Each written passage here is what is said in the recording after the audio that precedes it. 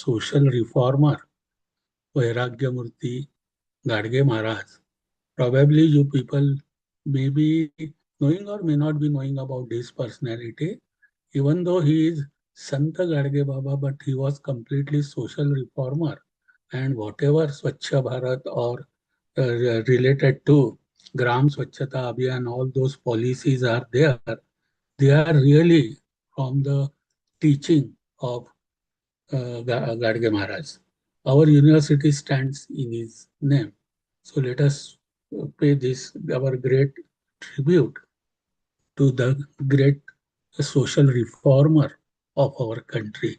Let us also be thankful to Honorable Vice Chancellor, Pro Vice Chancellor, Registrar, and importantly, Director of UGC MMTC of Santa Gadge Baba Amravati University, Amravati. And the most important person I must mention is Ankit sir. For so many years and for so many sessions, really Ankit sir is instrumental for bringing all of us on one common platform and helping us, facilitating us for good interactive sessions about various topics and recently particularly regarding the National Education Policy 2020. Friends, I am thankful also to the management and principal of Government Engineering College from Bihar who are associating with our UGC MMTC for this session. Let me be thankful to all learned participants for actively participating, and I hope that we will try to make this session more interactive. Friends, I know that NEP is being implemented throughout the country for a couple of years, so many of you are very well aware about many of the aspects as well as they may have many apprehensions also, and because of the experiences or difficulties encountered during implementation of this policy. So my request to all learned participant is please take advantage of this facility provided by Santa Gadge Baba Amravati University Amravati's UGC MMTC Center, and let us try to get ourselves well informed, well educated, and rightly aware about different aspects of this policy or implementation. So, friends, I fully understand that all participants are already experienced and learned. So, we are on same platform. Let us try to make it more of exchange of ideas, concepts, rather than monologue sort of a session. So friends, this our 3 hours long session. Let us, with the permission of authorities and Ankit sir also, let us divide this in two parts. One part will be of approximately 1 hour and 30 minutes. Then we will take 5 minutes break. Let us call it tea break or whatever we call. Then again, we will continue for another 1.5 hours. So this is how we will have our today's session in two parts with a break of 5 minutes. Now in these two parts, let us try to divide this complete, you can say 3 hours and two parts into further 4 parts.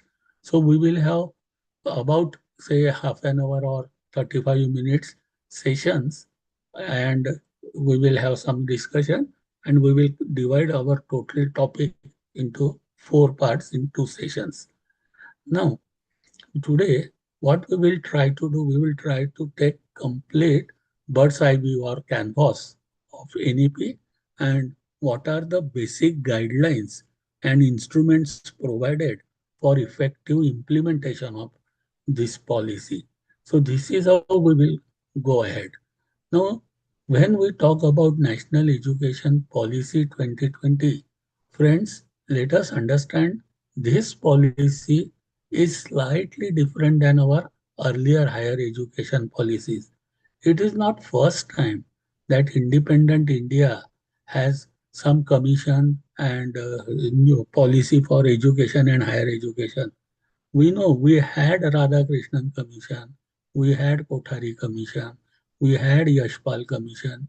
So from time to time, we had different, you can say, commissions and their recommendations were converted into policies, and we were reasonably vibrant in changing our education scenario as per requirement of time.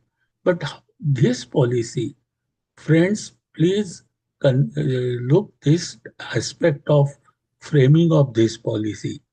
When our last policy was, you can say, implemented somewhere in 1985 and 1986, the journey of drafting of National Education Policy 2020 started in the very year when our last policy was implemented. We know somewhere in 1987, India became signatory of Washington Accord. And what is that Washington Accord was all about?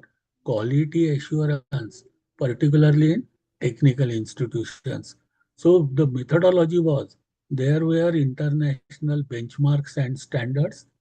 They have clearly mentioned measurable parameters in terms of input, processes, and outputs.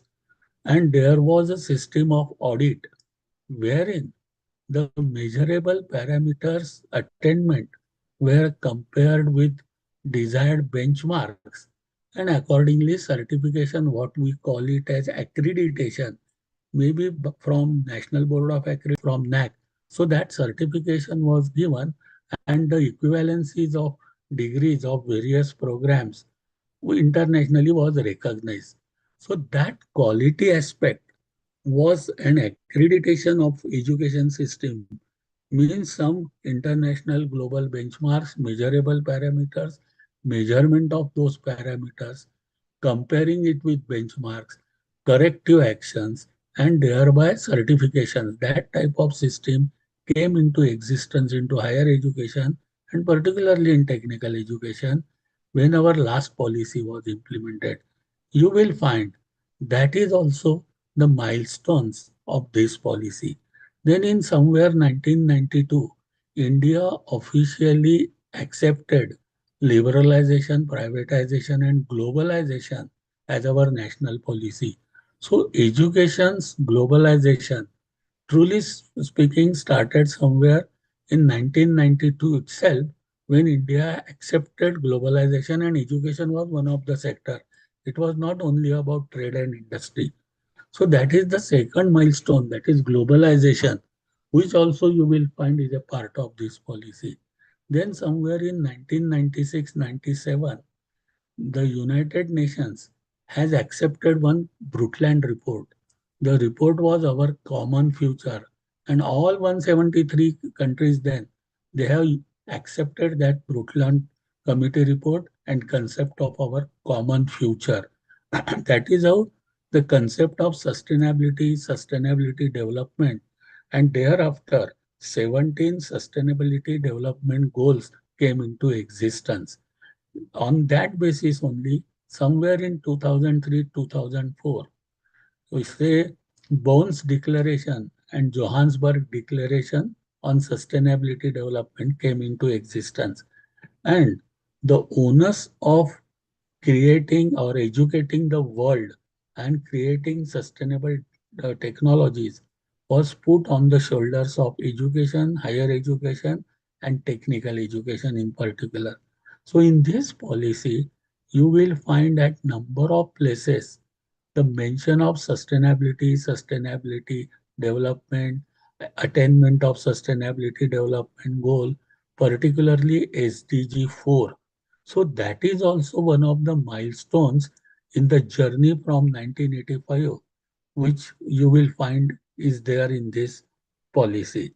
Then finally it was IT revolution. Somewhere in 2006-7, all sectors, including sectors like banking, insurance, share market, every sector was touched upon by IT revolution, and IT enabled services became the order of the day.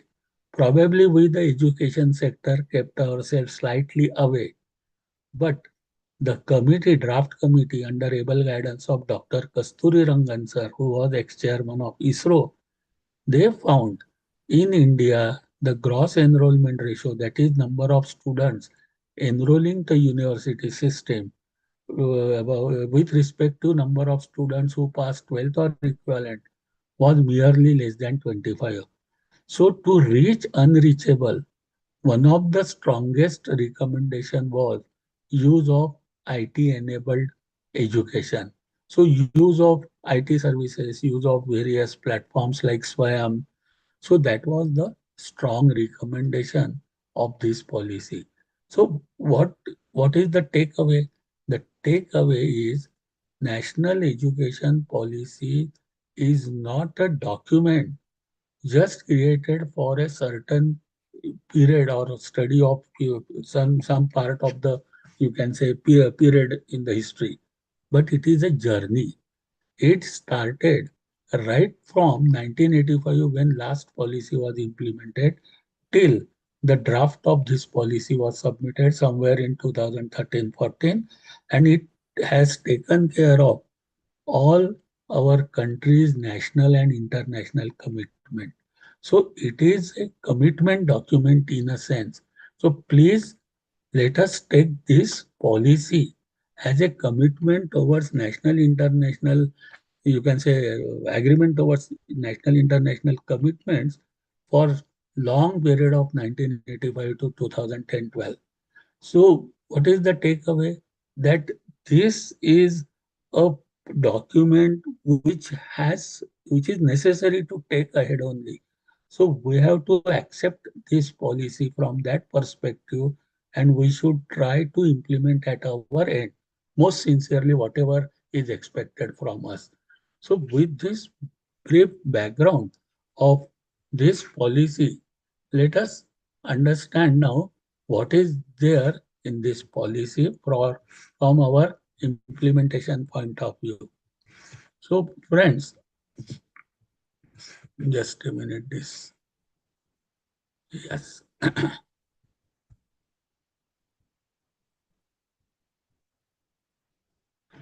So, when we friends say that we are implementing NEP, one thing we have to take from at least today, that let it be any session, academic session, training session, skilling session, my regular 1 hour class, the first and foremost thing what is expected from us is to specify what is the expected learning outcome of that session, of that training, of that skilling, of that any academic activity. And at the end, we have to assess where those expected outcomes are attained by the learners or not. So, in accordance with that, the important part of NEP, let us first specify what will be the expected learning outcome of this first session out of 4. After this session, all learned participants will be able to understand the pillars of NEP 2020, concept, aim, domains, and types of education. Now, first thing, why should we understand what are the pillars of NEP?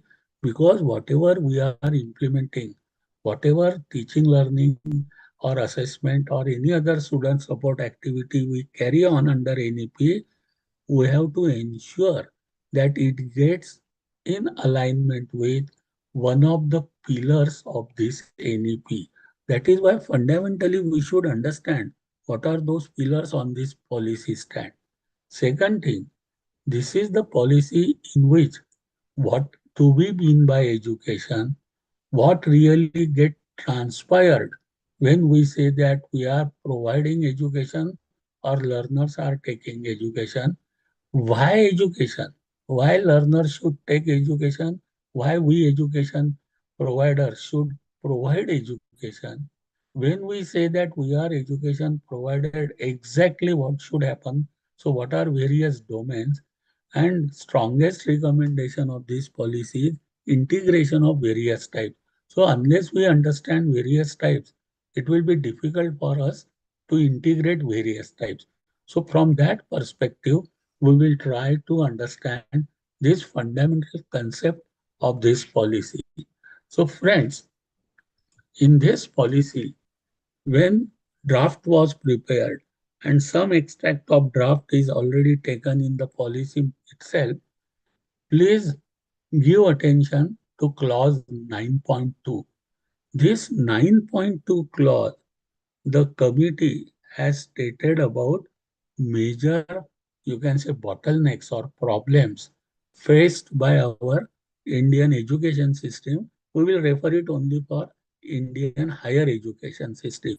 So they have identified various bottlenecks, and then they have recommended methodologies to overcome those bottlenecks also. So for our today's discussion, we will consider three important bottlenecks identified by that committee, and they are mentioned in policy under clause 9.2. First severe problem was our higher education ecosystem is very severely fragmented, and we also understand it. The humanities faculty will have nothing to do with commerce faculty. Commerce faculty will have no touch with science faculty. Our engineering faculty will have nothing to do with humanities and arts. So every faculty or complete education system was divided into silos, and everyone just you can say survived or lived in those very narrow silos as if a person has nothing to do with others. But the policymakers have rightly pointed out, in reality, even engineer cannot remain or in isolation. He must have consideration of aesthetic senses, humanities. Commerce is the fundamental part of it. So commerce, arts, ultimately it is a fundamental application of basic sciences. So multidisciplinary is the real way of living. So this fragmentation should be removed. That was the one, you can say, important, you can say, recommendation.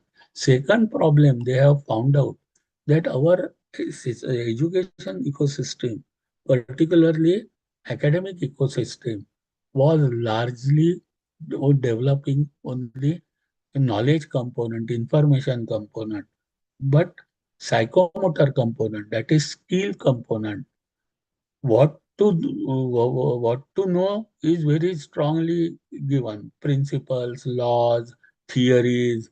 So we were very strong in academic education, but equal importance for skill development or use of knowledge, creation, analytical thinking, that was missing from our higher education.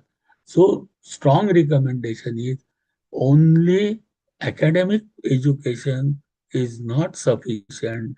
Along with academic education, a person, a student must be developed the 21st century skills and right approach, attitude, behavior. So education from only academic focus, only theory focus, only principles, laws focus should be converted with equal focus on academics, skilling, and behavior development. That is the second strong recommendation. Third observation was that we were not giving emphasis on outcomes.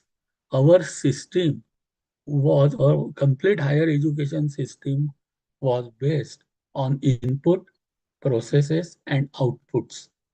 And what is important is outcomes and impact. So impacts and outcomes were missing in our education system. So the recommendation of this policy is to give focus on, along with input, processes, instead of output, focus should be on outcomes and impact. So that is a big change in our academics towards approach. And rigid separation of discipline should be removed. So in clause 9.2, problems are identified, and the policy vision relevant to this problem our recommendations or policy statement vision is given in 9.3. So for our today's discussion, for our higher education, we will concentrate on those problems and the remedies given in this policy. I am sure all of us, all learned participants will appreciate, because once upon a time we were also student, even though today we are teachers, that yes, we were living in silos. Focus on was on academic rather than 21st century and behavioral development, and our focus was on input process output rather than outcomes and impact. So this change, this orientation is at the core of this policy, and on that basis you will find whole policy is based on five pillars. My friends, please understand these five pillars, because when it comes to our end implementation, all our activities, we have to take feedback and we have to see whether we are in alignment with one of these pillar or not. The first pillar is about access. So as I told you that this committee has found that gross enrollment ratio, even in developed region of the country, was less than 25. What does it mean? If 100 students pass 12th or its equivalent examination, less than 25 number of students enroll for university higher education system. And the goal or target decided is to increase this to double, that is to increase GR up to 50 before 2035. So you will find many mechanisms, many provisions are given to increase the access to the higher education, such as there is multi-entry, multi-exit system. So entry points are increased, number one. Second thing, from present, you can say 8, 9, 10th, 11th, 12th, and then coming to university, that system is modified into level-based system. So now whatever we call as 12th will be henceforth level 4. Later on, when we will go for framework, that time we will understand what is this level business. But presently, let us understand that 12th is known as level 4. And any student who clears level 4, maybe through formal 8 standard plus 10, then 12, that is okay. But a student who has not done formal 12, but after 10th has done, you can say, vocational education or skill education and attends level 4, can come to higher education system. So those who are in admission processes, or even every teacher should understand that now our first year entry will not necessarily with only 12th. There may be various multiple entries. From vocation people can come, from vocational education people can come, from skill education student can come. Only requirement is they should have prior learning of relevant prior learning, and they should have cleared level 4. So that is how access, to increase GR to 50, there are many provisions, and all of us should understand what are those various positions and how horizontal and vertical mobility is allowed or is made flexible in implementing NEP. That will be important part of implementation of NEP as far as access is concerned. Along with access, second important pillar is concept of equity.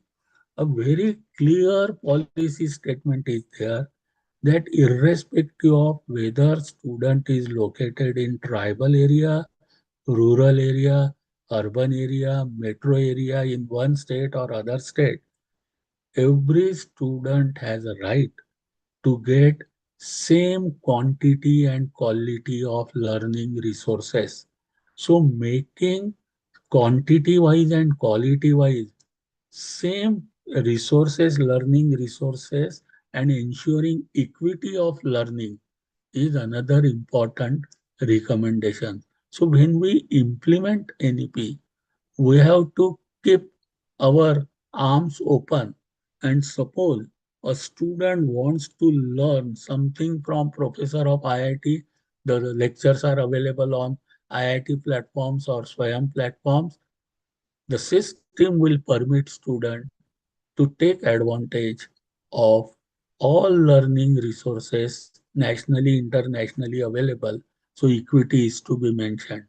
That is why provisions such as permitting to earn up to 40% of the total credits through online platforms, Swayam platform, permitting to learn, or you can say the learning process, mode of learning, face to face as we are regularly doing, or online, or flipped learning, or blended learning, or open learning.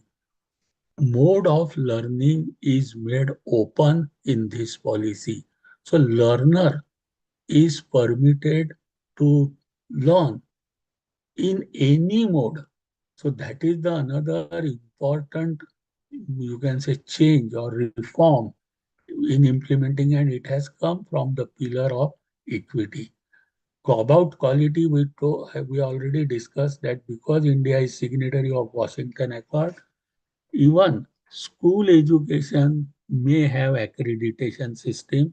So global benchmark, international standards, then processes, measurable parameters, audit, measuring the actual parameters with desired parameters, corrective feedback, only after that certification, then giving equivalency through accreditations.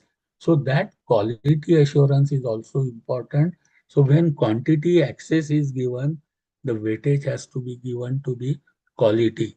So when quality comes, when audit comes, accordingly there will be accountability associated with any audit. So fifth pillar is accountability. Even though many instruments are not yet available, but friends, remember, in audit system, when the now system is changed towards outcome and impact analysis, if expected outcomes and impact is not achieved, then what? So for that point of view, the pillar of accountability is also there. Very clear mandate is given to we people, the education provider, what is expected out of us. Our purpose of existence is very clearly mentioned. Soon we will see it.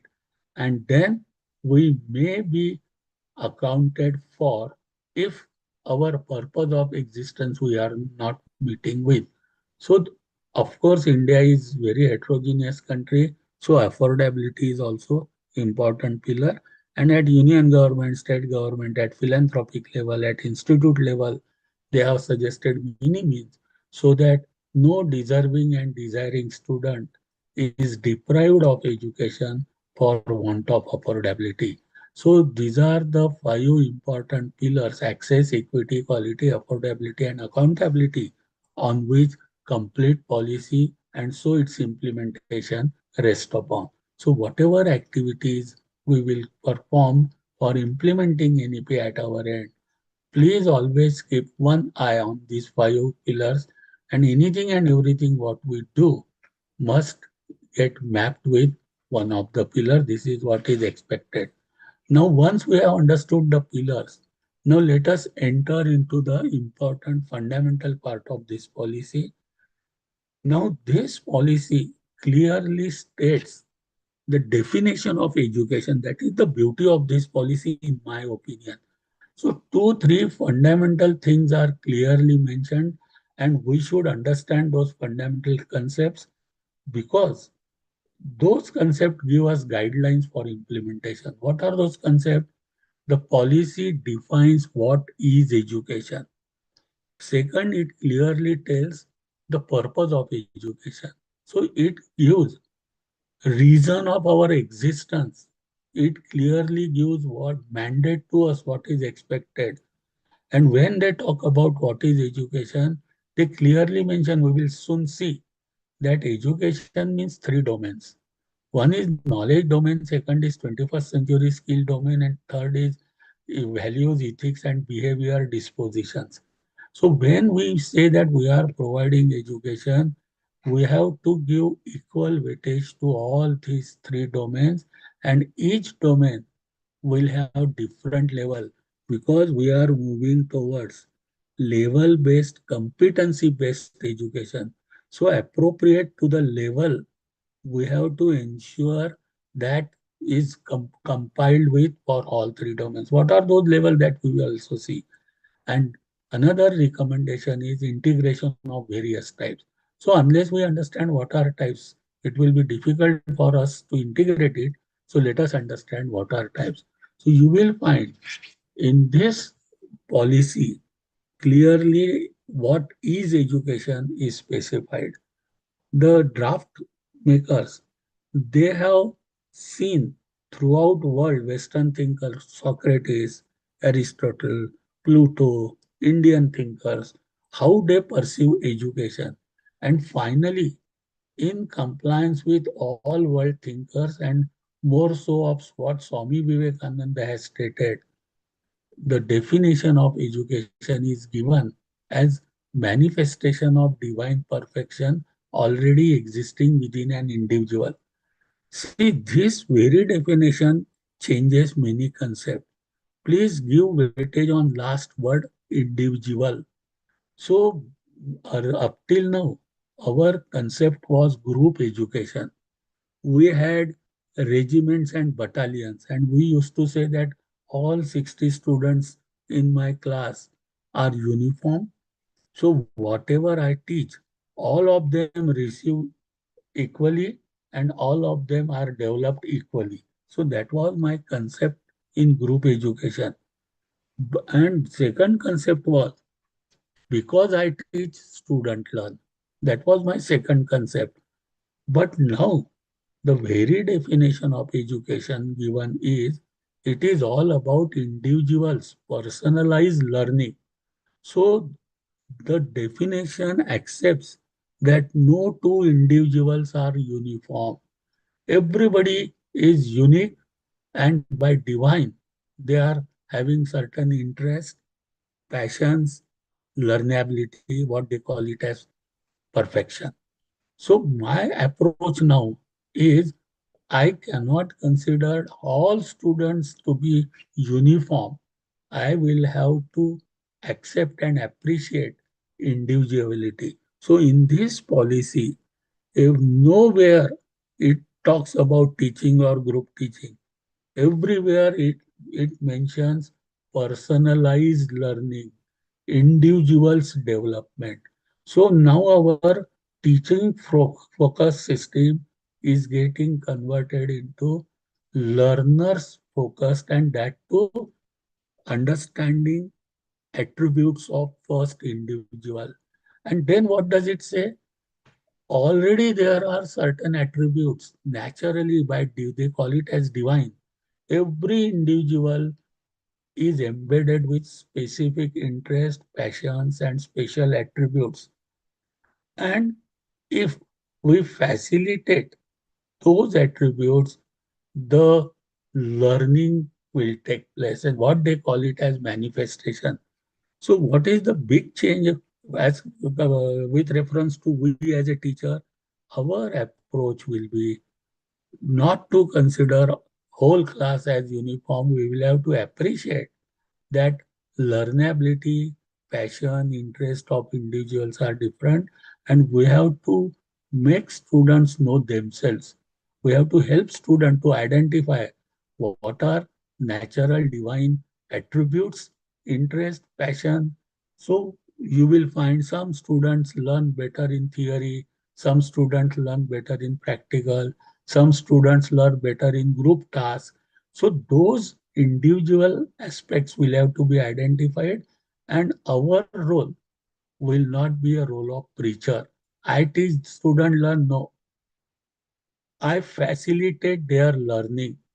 Unless the learner learns, a teacher cannot compel education to happen. So it is all about learning process, which is equally important along with teaching process. So this is the first difference we should appreciate in this policy. And second thing, it clearly mentions that what do we mean by education? It means facilitating the attributes by providing knowledge, 21st century skills, attitude, and behavior with respect to that, you can say, areas of interest which students or individual has given. So education, we say that we provide education. It means we must provide knowledge, skill, and behavioral development dispositions. All three components will make it a education. So whatever curriculum we prepare, whatever, you can say, syllabi we prepare, whatever subject I teach or whatever I assess, I will have to ensure whether curriculum provides it or not, whether syllabus provides it or not. As a teacher, I will have to ensure whatever course, whatever subject I teach, I should cover three aspects like knowledge, skills, and attitude relevant to that course. This is the important approach. Now, important part now is to have focus on fifth pillar of accountability. Accountability for what? This policy clearly gives mandate to us, the education provider. It gives purpose of existence. What does it say? The policy says the education provider must, the word must is used, should or any other is not used. So it is a mandate. We must prepare students for meaningful and satisfying lives. We have to prepare, क्योंकि NEP talks about using native language, so sometimes we will use Hindi also. So पहली बात, हमें mandate ये दिया है कि हमारा role क्या है, what for we are there. We are there to prepare student for अर्थपूर्ण, उद्देश्यपूर्ण जीवन के लिए, सुखी जीवन के लिए उनको प्रिपेयर करना, ये हमें पहला मैंडेट है. सो हाउ आवर अकाउंटेबिलिटी में get fix? our students, alumni, may get surveyed. Those who were with us 6, 7, 8 years with us, now they are in economic field, professional field. They may be asked the question so that whether they are leading some meaningful life. उद्देश्यपूर्ण जीवन वो जी रहे या नहीं. If yes, they got the purpose, meaning of their life, probably they will say yes, education system has done their job. Second, we have to prepare student for their future job roles. This is very important mandate given to us. Student enter to my institute in first year, but after 6, 7 years, the student or our alumni goes into economic field. What mandate is given to we, the education provider, is that we have to forecast what may be the job role, work role of the student who is learning from me any course. And I have to prepare student for future job roles. We know because of advent of technology or AI, many skills are getting outdated and new skills are coming. Recently, AICT UGC has told that some 80 million jobs may vanish because those skills will not be required. But new 97 millions job will be created with new skills requirement. So if I provide old skills, then I will put my student into outdated 80 million bracket. But if I provide new skills required in future, I will put them in new 97 million bracket. So this is what is the mandate given to us, that we have to prepare for student for their future job roles. How my accountability may be fixed? Student will be surveyed, and if they will ask whatever you are doing presently, those knowledge, skill sets, behavior, have you got it in your college? If answer is yes, we are clear. If they say no, कुछ काम का नहीं था वो education, हमको तो कुछ भी नहीं है उसका यूज हो रहा है, then probably question may come. At least lifelong learnability is the attribute we have to provide. At least concept of sustainability, gender sensitization, adapting to the new situations, easy to learn new technologies. If those attributes and strong fundamental principles, if this is what probably we will have to focus, and we will have to always keep eye on future job roles.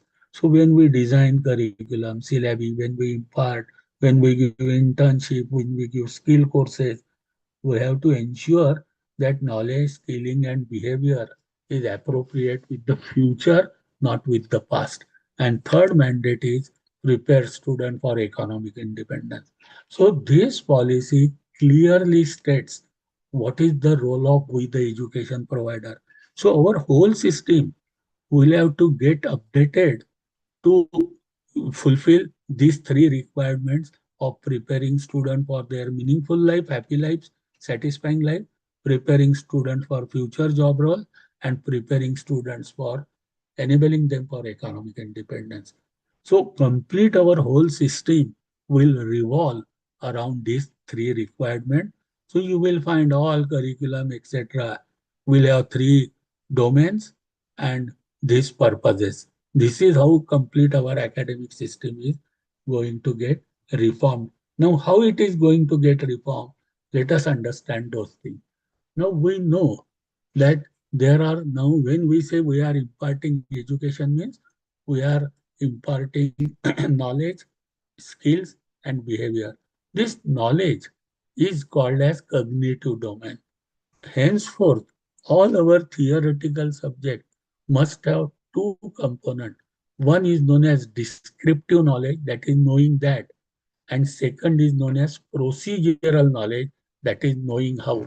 So all our academic courses, what we call as theory courses, we have to ensure that they have both the component, descriptive component and procedural component. We are already doing theory, etc., for many years, but approach will be not only remembering those laws, principles, but developing ability to reason why these facts are true. So whatever assessment we will do, that should reflect that we are developing. We are not asking student to simply memorize certain principle fact, state Archimedes principle, state Schrodinger's principle, state Newton's law. No, our approach will be their critical and analytical ability development. About they should be able to question why these facts are true, and simultaneously, along with descriptive knowledge, there must be procedural knowledge component in our theory subject or knowledge based component. Now, you will find that every domain has got levels or stages. They have taken it from Bloom's taxonomy. The mention of Bloom's taxonomy is there in policy. So, what is that Bloom's taxonomy? For cognitive domain, that is information, understanding, thinking, and knowledge domain, there are six stages. Lowest is memorizing the things, recalling the previous learned material, remembering. जैसे हम बोलते हैं poem याद करो, law याद करो, या तो न्यूटन्स लॉ और आर्किमिडीज प्रिंसिपल बताओ. So this just recalling or memorizing certain things is considered to be lowest level. So we are going towards level-based education, probably for school or at the most for first or second semester, memorizing certain things and based on education, based on memory, to some extent may be permitted. But remember that simply memorizing certain data fact is considered to be lowest level. Next is understanding, that is grasping the meaning, comprehension. So, such as explain, describe, we regularly use have you understood? But remember, friends, that is also considered to be lower level. Our higher education system, our engineering education system will begin from application, analysis, evaluation, and synthesis. So, our curriculum from first year, second year, third year, fourth year, PG should show our syllabus should reflect, our teaching should reflect, our assessment should reflect that as the level goes up, we move from say understanding to application, application to analysis, analysis to evaluation, and finally synthesis. So this is the basis of framing curriculum, syllabus, teaching and assessment. Second important domain is skill domain, that is called as psychomotor domain. So equal weightage is to be given on skilling or training. The mandate of policy is, along with knowledge, students must be embedded with 21st century skills. The word 21st century is used. So advanced skilling, vocational skilling. So this skilling, we should remember two words. One is capacity, second is competencies. Friends, remember, we are orienting towards level based, competency based, and levels and competency based qualifications type of a system. So always for each level, what are the expected competencies, and attainment of competencies will only enable student to get certifications or qualifications, maybe like certificate, diploma, degree, or PG, anything. So second domain, capacity and competencies are important, and this domain is also having 7 stages. Lowest stage is get, set, go, perception, set, and guided response. In our higher education system, our lowest step will be guided response, that is imitating and practicing the skills in discrete steps. So my first semester, second semester practicals, that level, lower level practicals, maybe through demonstration, through giving all processes, all inputs, all instruments, showing student how to perform, how to take observations, how to calculate, making them perfect in practicing those things. But that will be limited to lower level, maybe first, second semester. As higher we go, higher and higher level, second year, third year, fourth year, the skilling should also move from guided response to mechanism, from mechanism to complete over response to adaptation, and finally creating new patterns for specific situation. So my curriculum, my syllabi, my teaching, my assessment, even in for skilling or psychomotor domain, training, skilling, doing the things by hands, what we call generally as experiential learning or practicals, whatever we call, that should also be as per level based only, and our system should ensure that we move from guided response to finally creating new patterns. Even for psychomotor domain, we have to go by stepwise. Then third domain, when we say education means three domain, each domain various steps. Third domain is values on disposition, what is commonly called as affective domain. The policy says that effective action needs strong motivation in addition to knowledge or capacity. सिर्फ knowledge होने से या तो capacity होने से person काम नहीं करता. उसके अलावा what is required to be effective is strong motivation. हम डे टू डे लाइफ में भी देखते हैं, कुछ टीचर बहुत नॉलेजेबल होते हैं, बहुत कैपेसिटी होती है, लेकिन वो डिलीवर नहीं करते. बच्चे भी बोलते हैं और हम भी महसूस करते हैं. The reason identified is lack of motivation. And this motivation comes from values, dispositions, attitude, and behavioral pattern. So this development of right attitude, perception, dispositions, values, ethics is also now entrusted with education provider. So it is our now responsibility, along with knowledge and skills, we have to develop students with right perceptions, with the right, you can say, attitude and positive behavior and strongly motivated person, so that they will be finally able to deliver with knowledge and skills. So this affective domain is also having, you can say, 5 stages or level, from receiving, responding, valuing, organization, and internalizing. So our curriculum, our syllabi, our assessment must reflect that. For affective domain also, we have got value education courses, then you can say various cultural program, various national level days celebration, all those co-curricular courses, those are supporting for affective domain, teamwork, project work.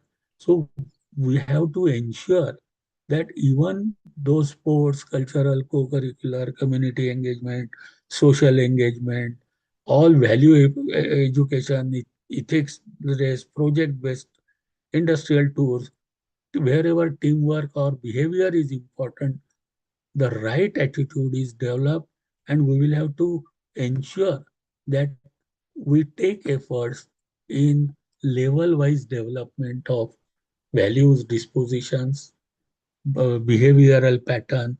And say, for example, earlier plagiarism was considered to be only problem with PhD.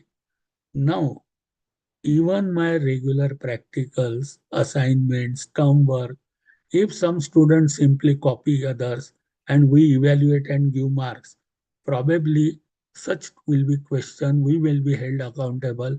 At least we will have to identify such student, do criteria based assessment, show that we have taken step to rectify those things from the student in cultural program, sports program, teamwork. So those things will have to be now noted, and we will have to show that that is considered as a third domain development, as a education domain, and we are taking right steps for effective domain also. So this is what is important. And lastly, for our first part is integration of various type of education is one of the strongest recommendation. So what are various types which we have to integrate? First is academic education, which is focused on information and knowledge domain. For years together, Indian education system, for we engineers, we had vocational education components also, but for generally for humanities, arts, science, commerce, it was mainly academic education. It was mainly focused on knowledge domain. So that is known as academic education. Vocational education means for a certain particular vocation in the economic, the students are prepared for that particular vocation. Say, if we say that lower level education like turner, fitter, welder, so even in polytechnics, a certain particular domain or area is first decided, and students are given knowledge, skills, etc. with respect to that particular, used to call it as vocational education. Unfortunately, even the committee and this policy also points out, and there is a separate chapter on reimagining vocational education in policy. India has looked down the vocational education. We used to say जिसको कुछ नहीं आता वो एमसीवीसी जैसा course करे, वो ITI में जाए. While all developed countries had very large percentage of vocationally educated, and vocational education is integral part of main education, we had kept vocational education in separate dabba and academic education in much above compartment. But the policy strongly recommends integration of vocational education in every academic education.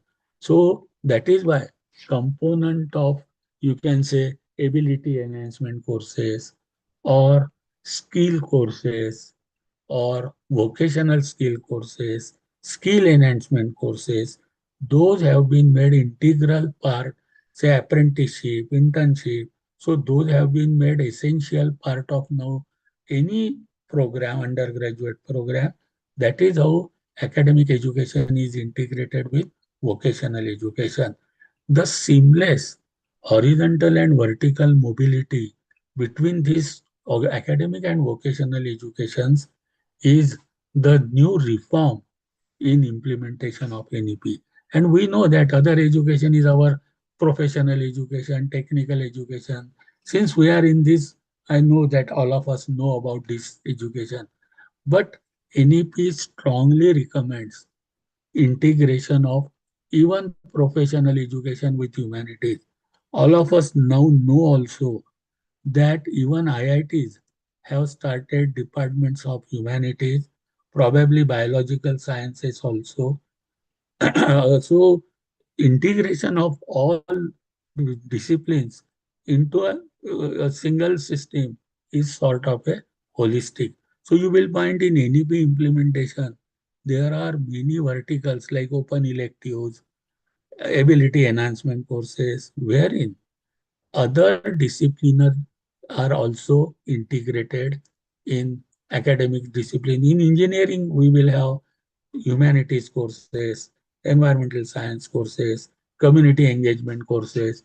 So integration is of various discipline is strong recommendation, and in NEP it is we have started implementing, and all of us will agree also that it was necessary, that without skill only having knowledge was not sufficient, and you can say developing student in silos was not a good thing.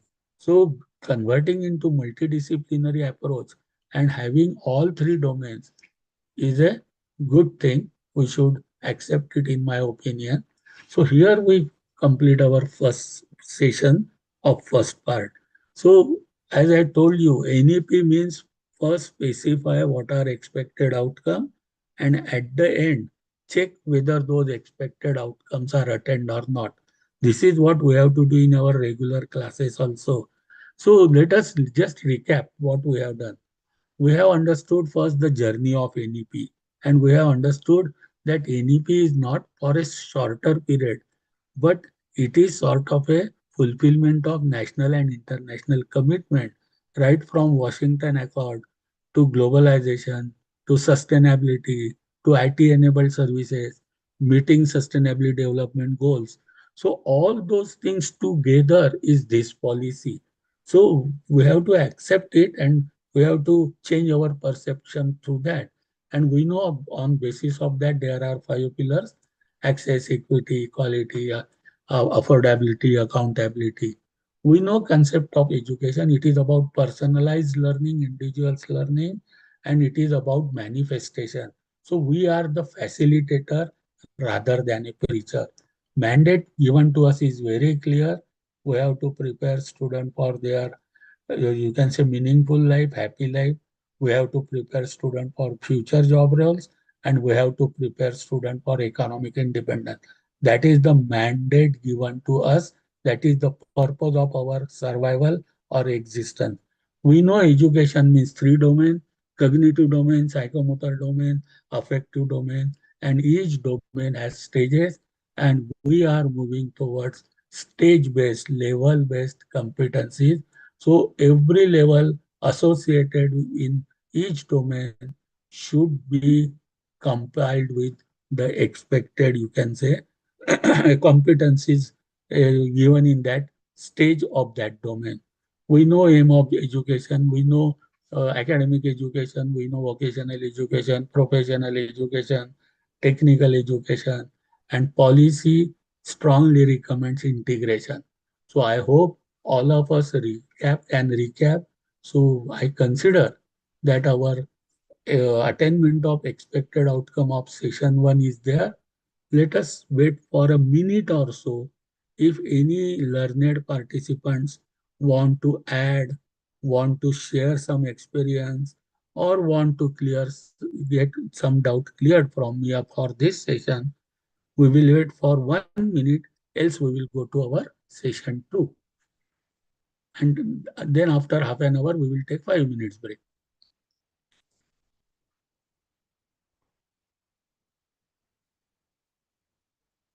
Okay, I presume that everybody has understood our learning, expected learning outcomes are attained, and we are online. So let us go to another important aspect of policy. Now, my request is please give attention to this small 10 minutes, 15 minutes discussion, because this is what is expected from individual teacher. A question may come that okay, policy union government ने क्या करना है, state government ने क्या करना है, university ने क्या करना है, हमारा ऑटोनॉमस इंस्टीट्यूशन के मैनेजमेंट ने क्या करना है, लेट अस फॉरगेट। ये पॉलिसी में इंडिविजुअल टीचर, मैंने खुद ने क्या करना है, for what I am accountable. कल जब कोई ऑडिट टीम आएगी, कोई एक्रेडिटेशन की टीम आएगी, एग्जैक्टली इंडिविजुअल टीचर से क्या एक्सपेक्ट करेगी, let us concentrate on those things of the policy. So, if you see what is the expected learning outcome of this 15-minute session is, all of us will be able to understand the four cornerstones of quality learning given in this policy. Remember, everywhere word learning is used, teaching is not used. So, what are those four cornerstones? That is given in clause 12. Friends, this clause 12 or article 12 is what is completely required by we the individual teacher. इसमें कोई university, कोई government, किसी की जरूरत नहीं है. हमसे exactly ये पॉलिसी क्या एक्सपेक्ट करती है, ये आपने क्लास 12 अगर देखा तो क्लियर होता है. What does it say? That appropriate curriculum, mapping pedagogies, continuous assessment and student support, these are the four cornerstones of quality learning. हाँ, हम हर टीचर को जब एक्रेडिटेशन होगा, जब इक्विवेलेंसी बात आएगी, जब ऑडिट होगा, हम ये चार चीजें कर रहे हैं नहीं, ये तो हर एक को देखने पड़ेगा. Everybody may be asked to prove that they are doing it. What is expected? Curriculum should be internationally relevant curricula with opportunities in social engagement and goal of global quality standard. As I told you, NEP in a way is a journey from local to global with national. So हम university क्या syllabus देती है वगैरह नहीं, हमको slightly every teacher will have to modify slightly so that our curricula is shown to be international relevant. What we do is as per global quality standards. So we must understand what are global quality standards for my own course, etc. And opportunity for social engagement. And it should lead to learning experiences. अब ये word makes curriculum into appropriate curriculum. Second is, अब इसमें social engagement भी होना है, quality standard भी देना है, एक्सपीरियंशियल लर्निंग देना है, फ्लिप लर्निंग देना है, लर्निंग एक्सपीरियंसेस देना है. तो ये सब डिपेंडिंग अपॉन सिलेबस में, मेरे कोर्स में कौन से यूनिट में क्या एक्सपेक्टेड है, उस हिसाब से हर यूनिट के लिए मुझे पेडागोगी भी चेंज करनी पड़ेगी. So a teacher must be aware about what are different teaching strategies, what are different teaching methods, what are different teaching tools, what are different IT learning tools, and कौन से vertical के लिए, कौन से appropriate part के लिए कौन सी strategy मुझे यूज करना है. अल्टीमेट एम ये है, I will have to prove, I will have to, what I have to do, I have to ensure that engaging learning experience for all student. मुझे हर स्टूडेंट की एट्रीब्यूट पहचान लेना है, फास्ट लर्नर कौन है, स्लो लर्नर कौन है, और हर किसी को एक्सपीरियंशियल लर्निंग. सो मुझे फ्लिप्ड लर्निंग पता होनी चाहिए, मुझे एक्सपीरियंशियल लर्निंग पता होनी चाहिए, मुझे प्रोजेक्ट बेस्ड लर्निंग पता होनी चाहिए, मुझे प्रॉब्लम बेस्ड लर्निंग पता होनी चाहिए, मुझे पीयर लर्निंग पता होनी चाहिए, मुझे वेरियस जो टूल्स है वो पता होनी चाहिए, स्ट्रेटेजीज पता होनी चाहिए. Because for cognitive domain what is applicable may not be applicable for psychomotor domain. For psychomotor domain, whatever is applicable may not be applicable for affective domain. लेकिन मुझे तो तीनों डोमेन करके वो लेके जाना है बच्चों को आगे. सो this is what they will definitely ask, what are your teaching strategies for different bits or different courses which you take, how you can say different tools or methods you are using. Show us flipped method, show us project-based method, show us problem-based method, show us peer assessment, peer learning method. So all those different strategies we must know. That is what is expected. Third is assessment, examination, and evaluation. Every teacher must understand the difference between assessment, examination, and evaluation.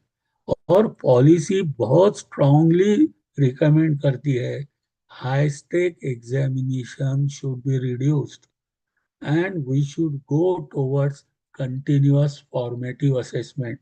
So, what is formative assessment? What is summative assessment? What are the reforms in assessment? What are the reforms in evaluation? What are the reforms in examination? All documents are available of AICT as well as UGC. I must understand मुझे continuous में कभी मेंटीमीटर मैं use करता हूँ क्या, मैं test mall use करता हूँ क्या.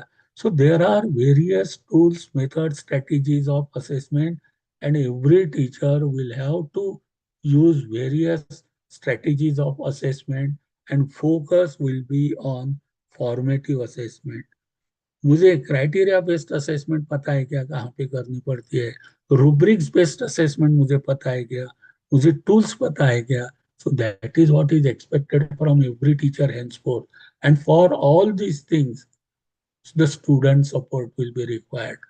Now, every teacher is expected to have creativity and autonomy, but everybody of us will be governed and regulated by broad framework, national framework. हर टीचर को नेशनल फ्रेमवर्क्स पता होने ही चाहिए, because academic bank of credit आ चुकी है, flexibility of transfer of credit आ चुकी है, integration and easy seamless mobility from various levels and various types of education आ चुकी है. So to decide equivalency, to decide validity of the credits, there will be some mechanism, not today but tomorrow, where all of us, when equivalencies of credit will come into picture, it has to be under certain common umbrella. And for that, national frameworks are provided. So all of us must be aware of those frameworks. Also, we will take in our next session those framework. But this clause 12 is important. Now, NEP vision is mainly on experiential learning. So now, along with our classroom teaching, the community engagement and service, that is the mandatory component of every teacher now. So field work, projects, social innovations, research, vocational education is important component of experiential learning. So internship, apprenticeship, on job training, field work, उसका assessment कैसा किया जाएगा, rubrics कैसे रहेंगे. Are we aware of apprenticeship embedded degree program? AICT has recently, along with UGC, has promoted very strongly AEDP. They give stipend of 6 to 8,000. 6 months students have been made mandatory to go for apprenticeship or internship. So that has to be included as a part of experiential learning. The scheme of professor of practice. Either you take student to field for experiences or bring experiences into your classroom. So for that, the professors of practice are encouraged. Then short-term skill, every institute is permitted to run short-term skill courses from 12 to 30 credits, and it will be part of curriculum only under vocational skill enhancement courses. So are we aware about sector skill council? Are we aware about qualification packs? Are we aware about NOS, National Occupational Standards? Do we have MOUs with various sector skill councils?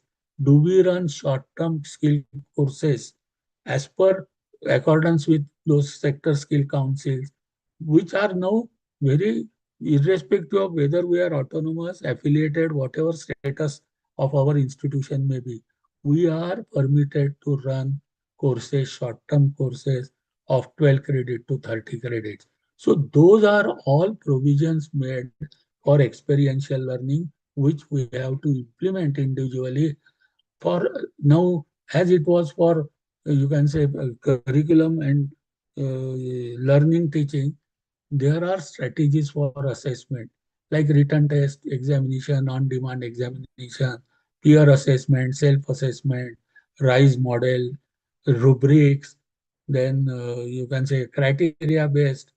Then there are various assessment tools like AD puzzle, Mentimeter. I have used all these things. Test more, they are wonderful, easy for problem solving. The hot potato is there, crossword maker is there.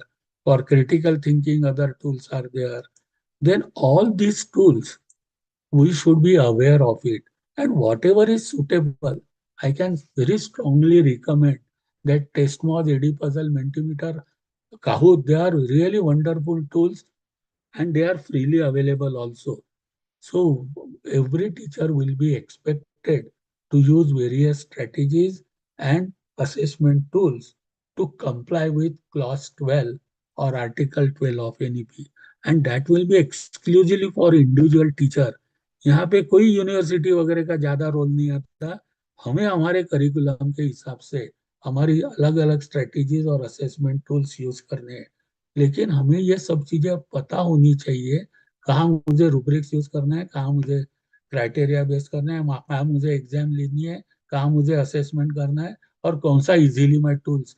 Her class में I can not waste my time in only assessment. So these are various tools I have to use. Assessment automatic हो जाता है. So those things.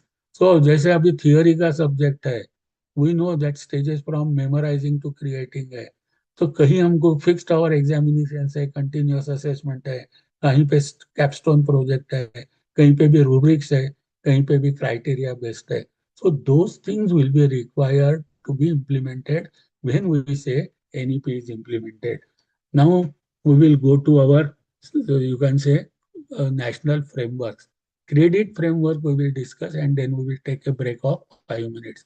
So friends, as I was telling, all of us, irrespective of where we are located, and हम affiliated college है, autonomous है, deemed university है, university है, everybody will be under umbrella of frameworks. तो हम पूरे regulate और govern होने वाले हैं ये फ्रेमवर्क से. तीन इंपॉर्टेंट फ्रेमवर्क हर टीचर को पता होनी चाहिए. One, credit framework.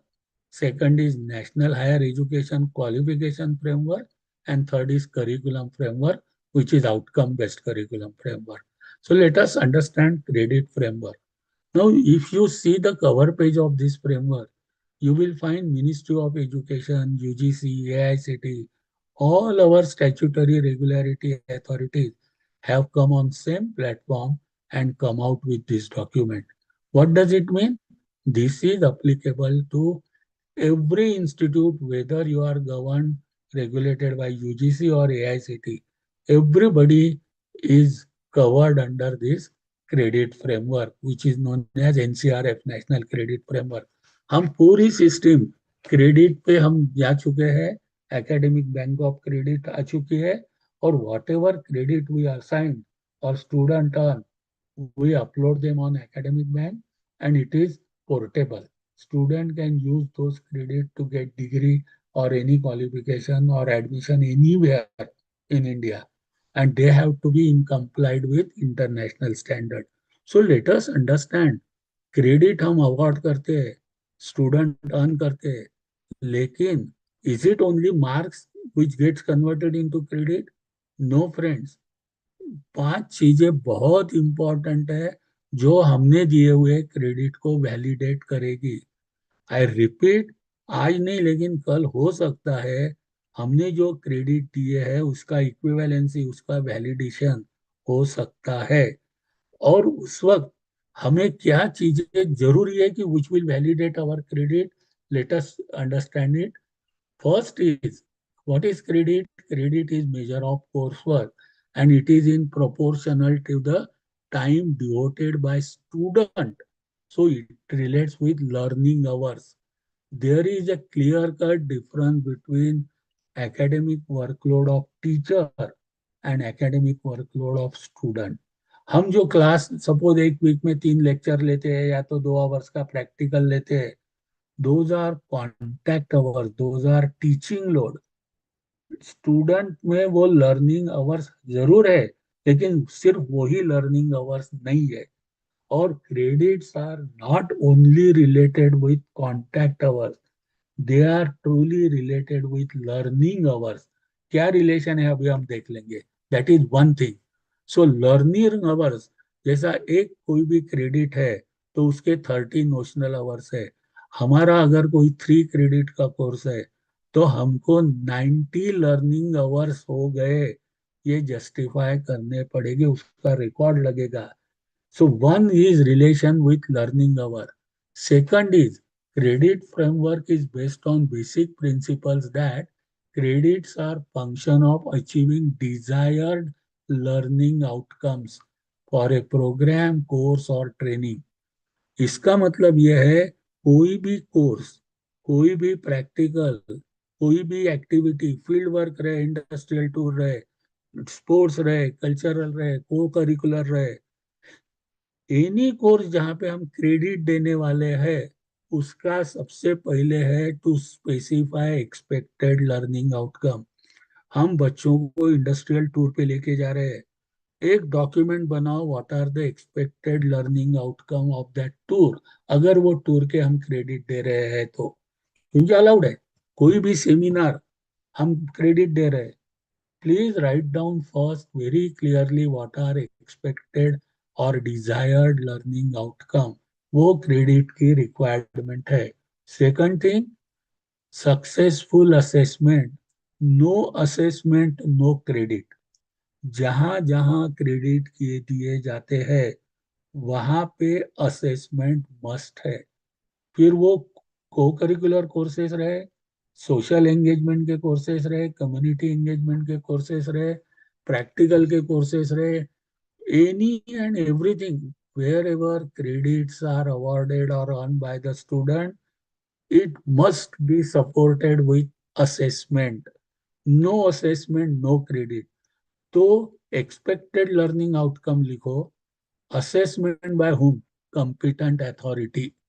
कोई स्टूडेंट कहीं जाके कोई शॉप में इंडस्ट्रियल ट्रेनिंग या तो अप्रेंटिसशिप करके आता है और वो सर्टिफिकेट लाता है, can we award credit only on that certificate? No.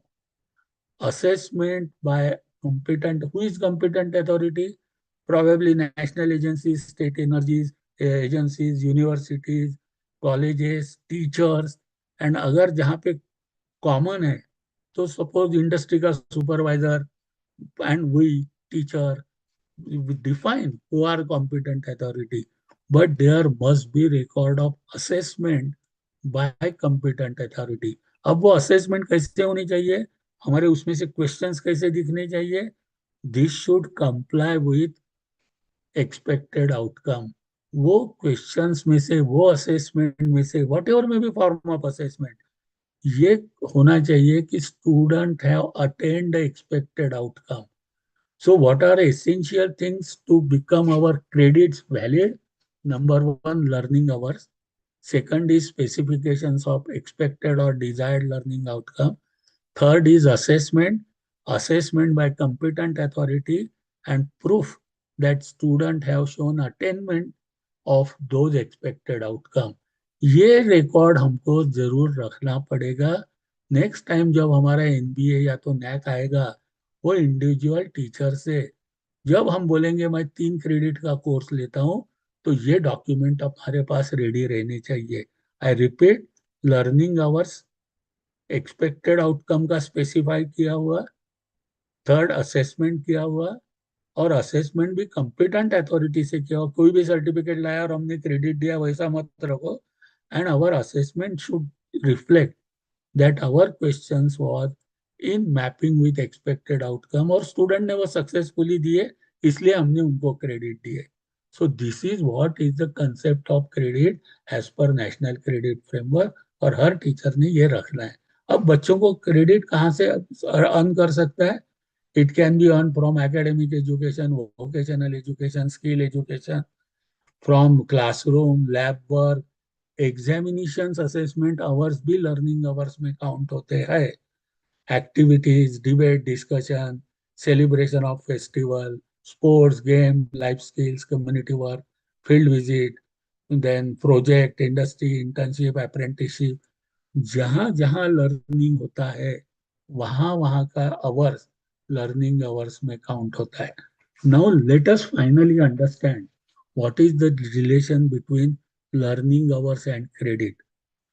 Friends, minimum number of learning hours per year should be 1200. ये इंटरनेशनल स्टैंडर्ड के हिसाब से. तो अभी तक हम एक एकेडमिक ईयर, 2 सेमिस्टर हो गए तो हम एकेडमिक ईयर बोलते थे. 180 टीचिंग डेज हो गए तो हम 1 academic year. Along with that 1 academic year means 1200 learning hours. हमारा जो एनुअल एकेडमिक कैलेंडर बनेगा वो यूनिवर्सिटी से आने दो, हमारे इंस्टीट्यूट से आने दो, या हमारे डिपार्टमेंट से.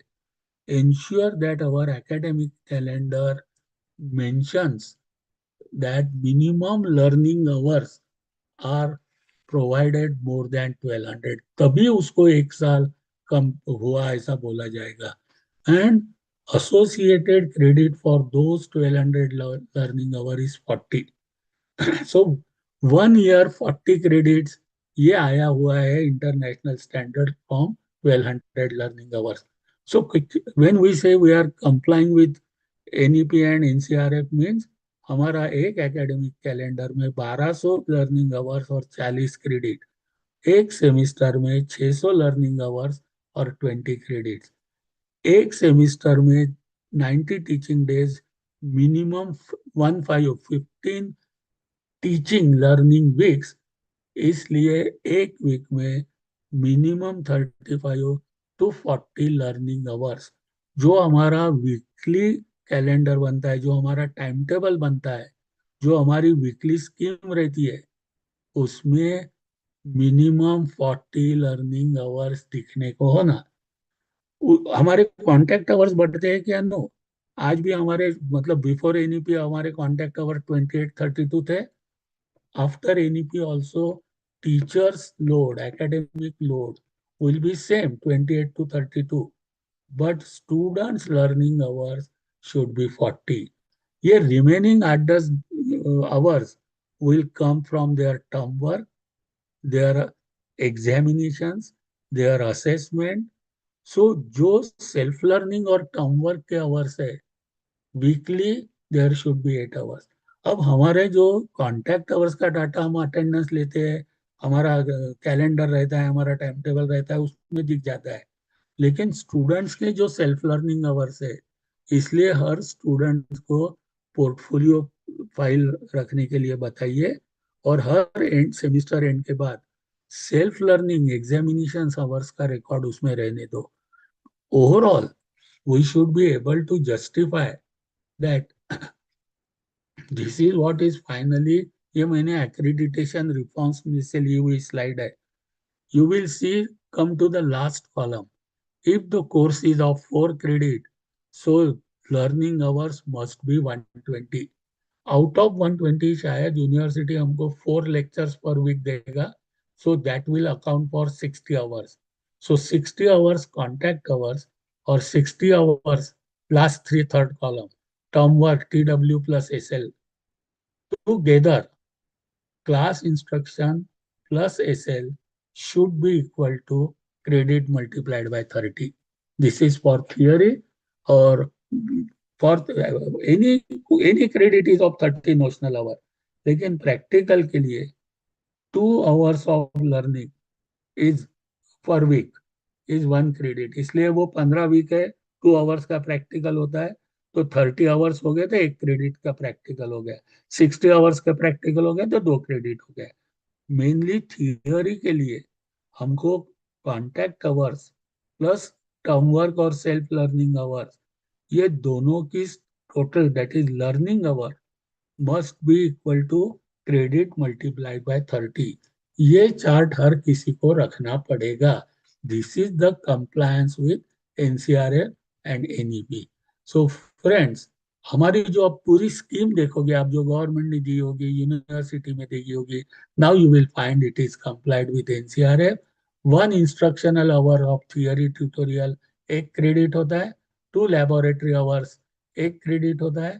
एक सेमिस्टर में 600 लर्निंग आवर्स और 20 क्रेडिट्स मिनिमम होते हैं, 20 to 22. एक साल में 1200 लर्निंग आवर्स, 40 to 44. इसलिए 3 साल की डिग्री 122 132 क्रेडिट्स की और 4 साल की डिग्री 160 to 176 क्रेडिट की. So this is how NEP and NCRF is complied with. Now last, let me give you small assignment. Please try to do it and submit it to your own coordinator of your college. Please prepare teaching learning plan of any one semester of your program. आप जो भी semester को पढ़ाते हो उसका national credit framework के हिसाब से आप एक चार्ट बना के रखो. ये चार्ट आप जो भी कोर्स पढ़ाते होंगे उसके लिए एक्रीडिटेशन के वक्त जरूरी रहेगा. ये स्लाइड मैंने एक्रीडिटेशन के रिफॉर्म से ही ली है. They will expect every teacher to have this chart with individual teacher in their course file. So my request is try to prepare this and show it to your coordinator and prepare it so that we are also in compliance with NCRF. So I think we should take a break of 5 minutes. Ankit sir, if you permit, if our course coordinator permits, let us take break of 5 minutes and then other framework and fundamentals of outcome-based education we will take in our part 2 after break of 5 to 6 minutes. Is it okay, friends?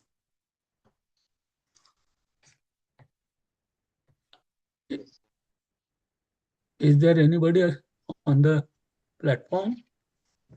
Yes, sir. Yes, sir. Yes, Rahul sir. Is it okay?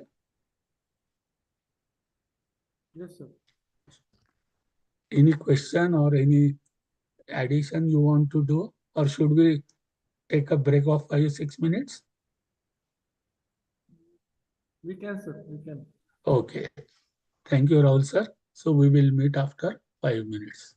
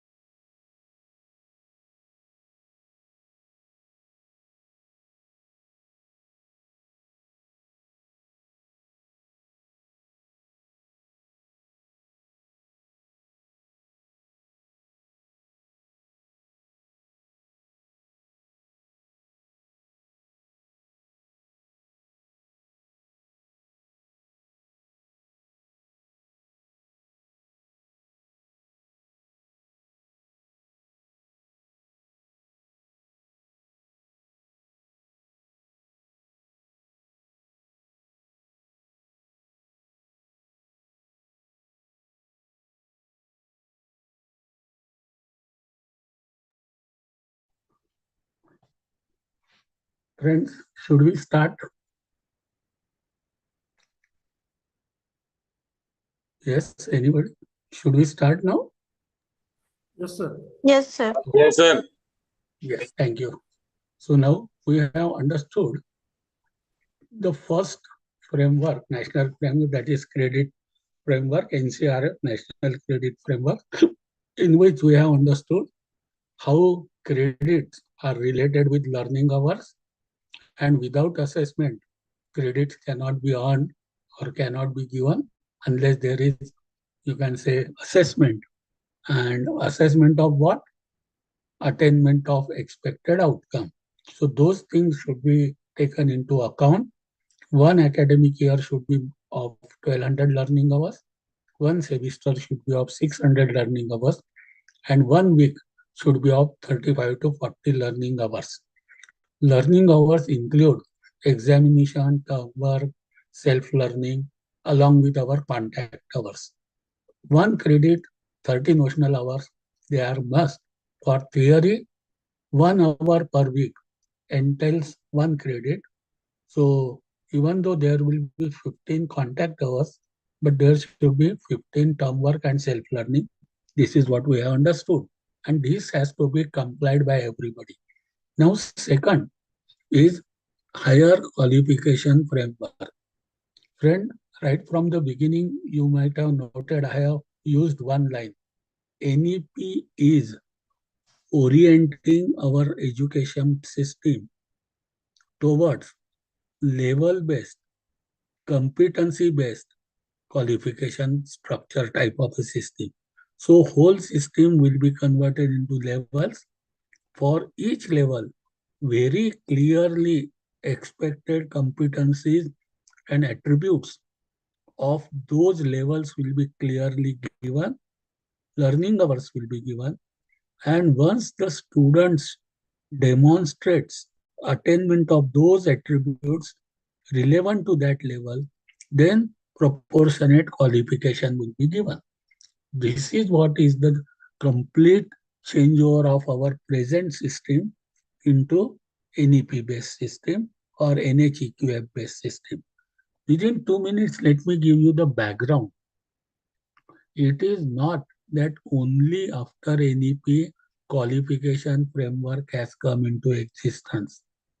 Even before, even draft of NEP was submitted, even before that, we had NVQF, National Vocation Qualification Framework, and NVEQF, National Vocational Education Qualification Framework, in existence in our country.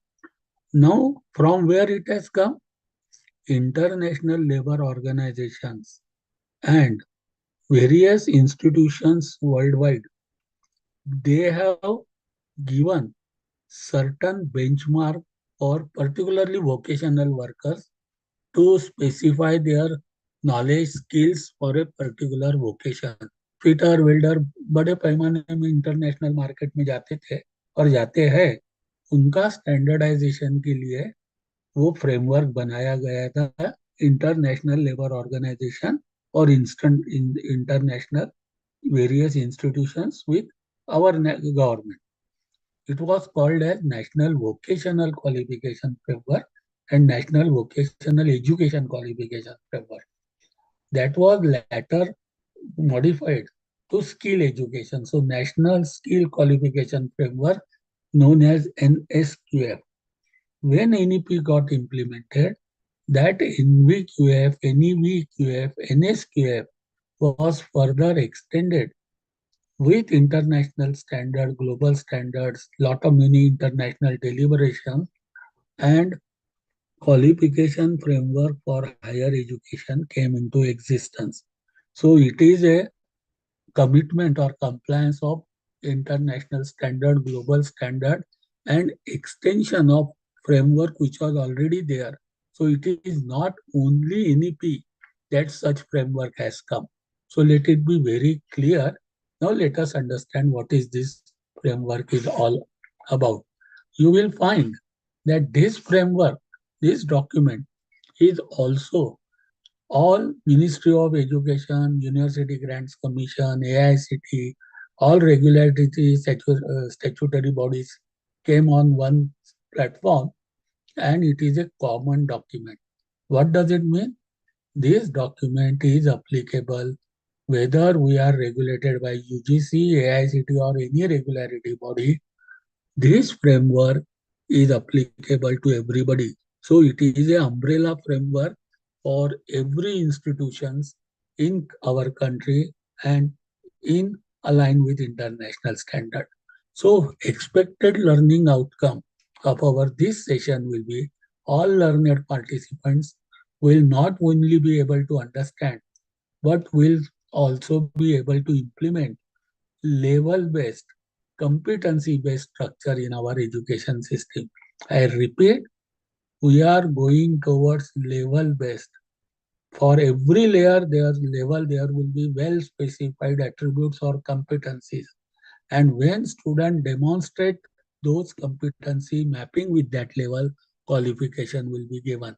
Level based, competency based qualification is the structure which is being implemented now. And all of us will be able to do it. So, what are the objectives of this NHEQF? For every level, the academic standards and learning outcomes are very clearly specified. So, this document gives for each level what are the attributes expected, what are the learning outcome expected, and what is the academic standard of that level and competencies. Very clearly, this document provides us, and we have to design our curriculum, our whole system to map with this. It enables horizontal and vertical mobility across various disciplines. It promotes international compatibility also. So it is a process local to global. So this is also achieved through this NHQ. Now let us understand what are the key features. Our complete education system is converted into level based from level 1 to level 8. Out of that, level 1 to level 4 is school education. So we will not consider our today's discussion. Our higher education is now classified into level 4.5 to 8. What does it mean? Whatever is our first year is now level 4.5. Second year level 5. Like that, PhD is level 8. So what we used to call as first year will be now called as level 4.5. Whatever we used to call PhD level will also be termed as level 8. So our higher education is now divided into various levels, and for each level there will be very clearly defined attributes and learning descriptors. Please friends understand, for first year level 4.5, very clear attributes and descriptors are given, of course, for all those three domains. What is our role is our first year curriculum, syllabus, assessment, examination should be mapped with those attributes and descriptors. Then it is the implementation of NHEQF. And this is helps for modular structure of multiple entry and multiple exit. So level based, student from any type of education can have horizontal vertical mobility once those attributes and descriptors are attained by the student. So that is how qualification will be given. So what are the levels and qualification? What we call it as first year, that is completion of semester 1 and 2, will be completion of level 4.5. It means student has learned 1200 learning hours and on 40 plus 4 internship or skill course. So that will be called as completion of level 4.5, and student may be awarded certificate if the student prefers to exit. Remember, in our present education system, there were no certification for first year, second year, third year. So student completing 12, if the student had to exit somewhere between second year, third year without completing the course, the stature was 12th standard. But now, with every level, if the student is constraint to exit from the education, student will be given certain qualification and there will be provision of re-entry for higher level. Say level 5, what is call it as second year, that is completion of semester 1, 2, 3, 4, studying of 1200 plus 1200, 2400 learning hours, earning 80 credits plus 4 credit of internship will be called as completion of level 5. And if the student leaves after fourth semester completion level 5, student will get diploma. So like that, up to level 8 PhD, whole system is now mapped. Obviously, level 4.5 will be lowest, level 8 PhD will be highest, and each level will represent a different level of skill, complexity, knowledge, responsibility, and autonomy required to demonstrate the competency. We are having level-based competency commensurating with that level. So this is what is the whole structure which will be followed in curriculum and syllabi. So what will be the overall structure if I complete combined NCRF and NHEQF? We know each year, semesters, levels, learning hours, credits, and qualifications. So this is how this type of structure now is in vogue after implementation of NEP at our levels. Important is what are the descriptors associated with each level. We must understand those attributes and descriptors outcomes associated with that level because that decide the framing of curriculum, syllabi, our teaching, learning activity, and assessment. It must map with attributes and descriptors for of that level. So let us understand what are those.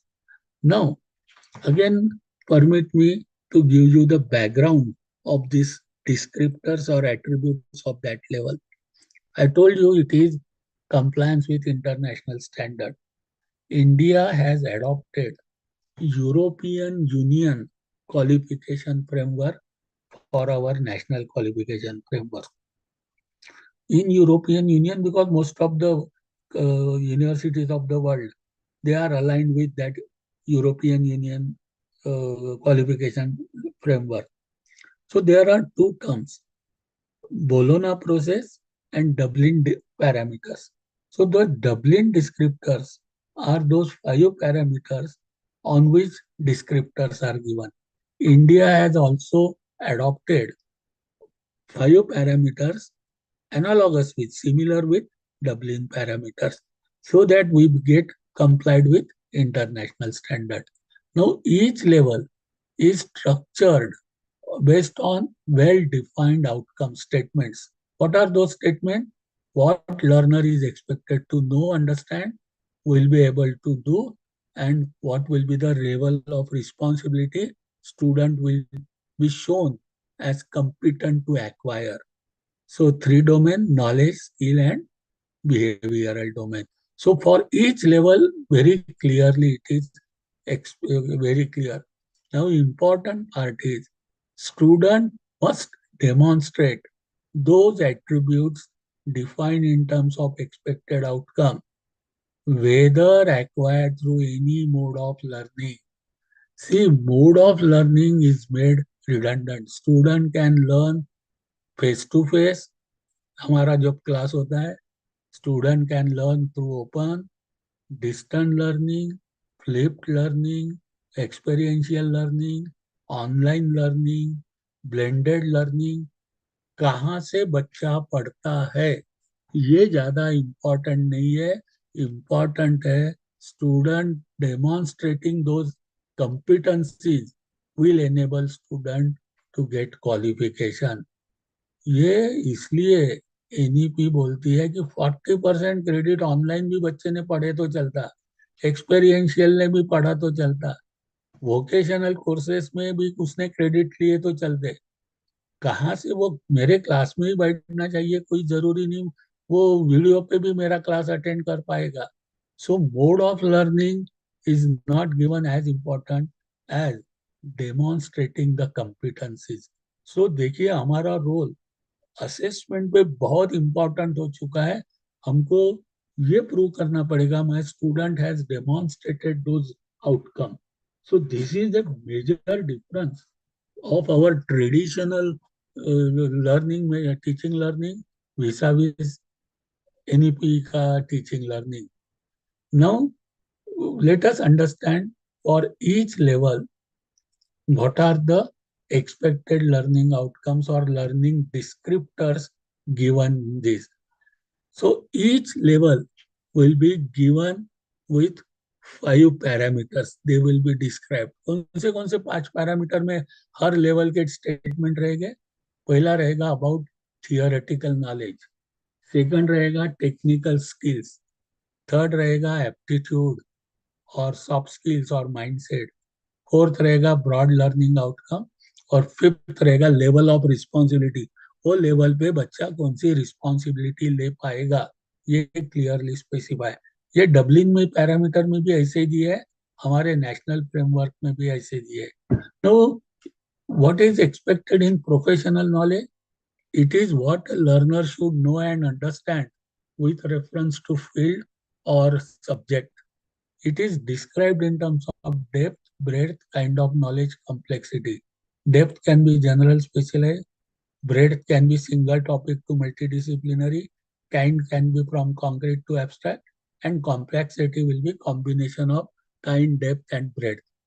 So her level पे कितने depth तक लेके जाना है, कितने type का knowledge देना है, कितना ब्रेड्थ उसकी होनी चाहिए, फर्स्ट ईयर में कितना पढ़ाना चाहिए, सेकंड ईयर में कितना पढ़ाने से ज्यादा आना चाहिए बच्चे को, ये क्लियरली डिस्क्राइब किया है, अभी हम देखेंगे।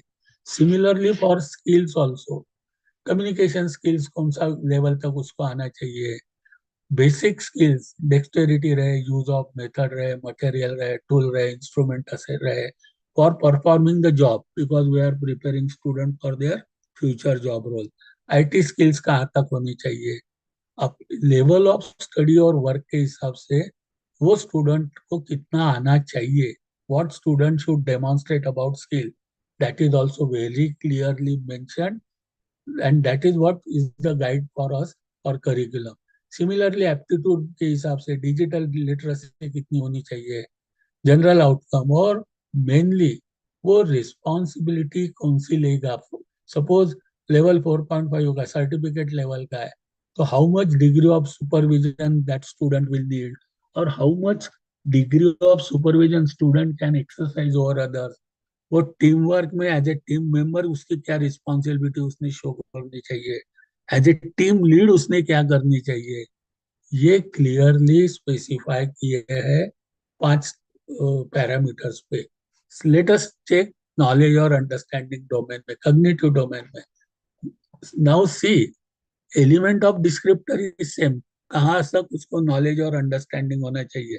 This is about cognitive domain, theoretical subject domain, descriptive knowledge, procedural knowledge में। अगर वो बच्चा लेवल 4.5 का है, जिसको हम फर्स्ट ईयर बोलते हैं, फर्स्ट और सेकंड सेमिस्टर में, what is expected is understanding of both descriptive knowledge, procedural knowledge about fact, concept, principle, theory, processes in broad multidisciplinary learning context within the chosen field of learning. What does it mean? 12th के बाद शायद जब school में NEP पूरा implement होगा, student will not get diversified as arts, science, commerce after 10th. All students will come with certain basket of courses up to 12th. 12th के बाद specialisation उसका शुरू हो जाएगा, अभी 10th में होता है वैसा नहीं होगा। और उसमें वो पहले पहले फील्ड ऑफ लर्निंग चूज करेगा, तब वो चूज करेगा ह्यूमैनिटीज, कॉमर्स, इंजीनियरिंग, कहाँ जाना है, साइंस। उसके बाद जब वो फर्स्ट ईयर में रहेगा, उसको minimum 2 to 3 discipline regarding area of learning के उसको दिए जाएंगे। उसका स्पेशलाइजेशन, जैसा फॉर एग्जांपल साइंस लिया किसी ने, तो फिजिक्स, केमिस्ट्री, मैथ्स, ऐसे 2-3 डिसिप्लिन उसको पढ़ाए जाएंगे। ह्यूमैनिटीज होगा तो 2-3 डिसिप्लिन, कॉमर्स होगा 2-3 डिसिप्लिन, इंजीनियरिंग होता है, होगा दो तीन डिसिप्लिन, जनरल इंजीनियरिंग, उसको सिर्फ स्पेक्ट्रम बताना है, हमको कैनवास बताना है। और फर्स्ट ईयर के सिलेबस में सिर्फ concept, principle, fact, theory, processes, it should not be too deep, it should not be too broad. उसको किस चीज में इंटरेस्ट है, पैशन है, ये सब्जेक्ट में क्या पढ़ाया जाता है, सिर्फ इतना उसको फर्स्ट ईयर में इंक्लूड करना है। ना वो बच्चा जब सेकंड ईयर में आएगा, मतलब लेवल 5 में, in that case, now the student will have to be taken into deeper knowledge and understanding of one of the learning area. तब उसका मेजर और माइनर डिसाइड होगा आफ्टर सेकंड सेमिस्टर। तब बच्चों को पता लगेगा, भाई मुझे फिजिक्स में ज्यादा इंटरेस्ट है, केमिस्ट्री में कम है, then he will take physics as major, chemistry as minor, और some other subject as minor. Similar thing for commerce, similar thing for humanities, similar thing for engineering. That time the student will decide which area he is interested, and then his major will be finalized. और फिर third semester के बाद depth बढ़ानी है। Remember, जब हम curriculum बनाएंगे, board of studies के लोग जो रहेंगे, उन्होंने ये आउटकम्स ध्यान में रख के ही करिकुलम बनाना है, वैसा ही सिलेबस बना के देना है। और हम लोगों को पढ़ाना और असेसमेंट भी लेवल बेस्ड करना है। फर्स्ट ईयर में बहुत ज्यादा डीप, कुछ तो भी बहुत हाई फाई पूछा और कुछ तो भी हाई फाई हमने देने लगे, we will not be compliant with NHEQ। High fi depth, ये लेवल बेस्ड जाना है, उसको डीप में थर्ड सेमिस्टर के बाद लेके जाना है। अगर वो बच्चा थर्ड ईयर में आता है, दैट इज लेवल 5.5 में, तो फर्स्ट उसको फंडामेंटल दिए हुए हैं, कुछ एरिया में डीप में लेके गए हैं। नाउ थर्ड ईयर में नॉलेज ऑफ करंट और एमर्जिंग इश्यूज, और फोर्थ ईयर में एडवांस्ड और research based. So complete curriculum for theory subject must include descriptive knowledge, procedural knowledge, लेकिन it should comply with these learning outcome statement। First year में fundamental दो, basic दो, procedural knowledge में भी उसको सिर्फ थोड़ा, उसको फंडामेंटल सब चीजें हाथ से आने को ना, अभी हम साइकोमोटर डोमेन में देखेंगे। वो जब बच्चा थर्ड सेमिस्टर में आएगा, तब उसको मेजर में डीप लेके जाओ। when the student will come to level 5.5, what we call it as third year, तब उसको इमर्जिंग इश्यूज और करंट इश्यूज के वो मेजर और माइनर के बताओ। और जब फोर्थ ईयर में जाएगा, तब एडवांस और रिसर्च बेस्ड नॉलेज दो। हमारा करिकुलम इस हिसाब से ही डिजाइन करना पड़ेगा। सिलेबस ऐसा रहेगा, हम पढ़ाएंगे, और हमारे असेसमेंट में ये क्लियर कट नजर आनी चाहिए, our first year curriculum how it is different then third year. Now, when it comes to skill domain, experiments and laboratories, what is expected in first year, that is semester 1 and 2, that is level 4.5, is selection and use of basic method, tools, material, information to generate solution to specific problem। सब बच्चों को पूरा demonstration दिया जाएगा, सब basic methods बताई जाएगी, सब टूल्स हैंड्स ऑन, बहुत उससे वो प्रैक्टिस करवा ली जाएगी, लेकिन limited to a given aim and given solution of a specific problem. लेकिन जब बच्चा थर्ड सेमिस्टर में आएगा, now the student should be not only able to select and apply, but now cognitive or practical skill to generate quantitative or qualitative data। अब उसको critical और analytical part of psychomotor skill शुरू हो जाएगा। और when student will come to level 5.5, that is जिसको हम third year बोलते हैं, the student should be not only able to gather, but should be able to analyze the data and assessment of appropriateness of different approaches। अब हम उसको हर चीज demonstrate नहीं करेंगे, we will give him the problem statement, and student has to select right method, right instrument, right approach, generate right data, analyze data, and come out with the solution telling there are various ways, but this I find to be the most. So हमारे first year का practical, first year का experiential learning will be altogether different for second year, and this will be altogether different for third year. और fourth year में advance और research approach से problem solving उसने करना चाहिए. सो हमारा लेबोरेटरी का भी curriculum should be appropriate with his outcome, and it is a mandate. It is not choice. Uniformly throughout nation, this pattern has to be there for syllabus. So for other skills also very clearly it is given. Even for behavior, disposition, values and ethics, that is affective domain, we know it will be stage wise. So what is expected from first year about this is different than for final year. Say for example, if I summarize it, if I take for first year, for knowledge, it should be basic concept. For second year, it will be broader and deeper knowledge. For third year, it will be comprehensive. For fourth year, will be advanced and research based.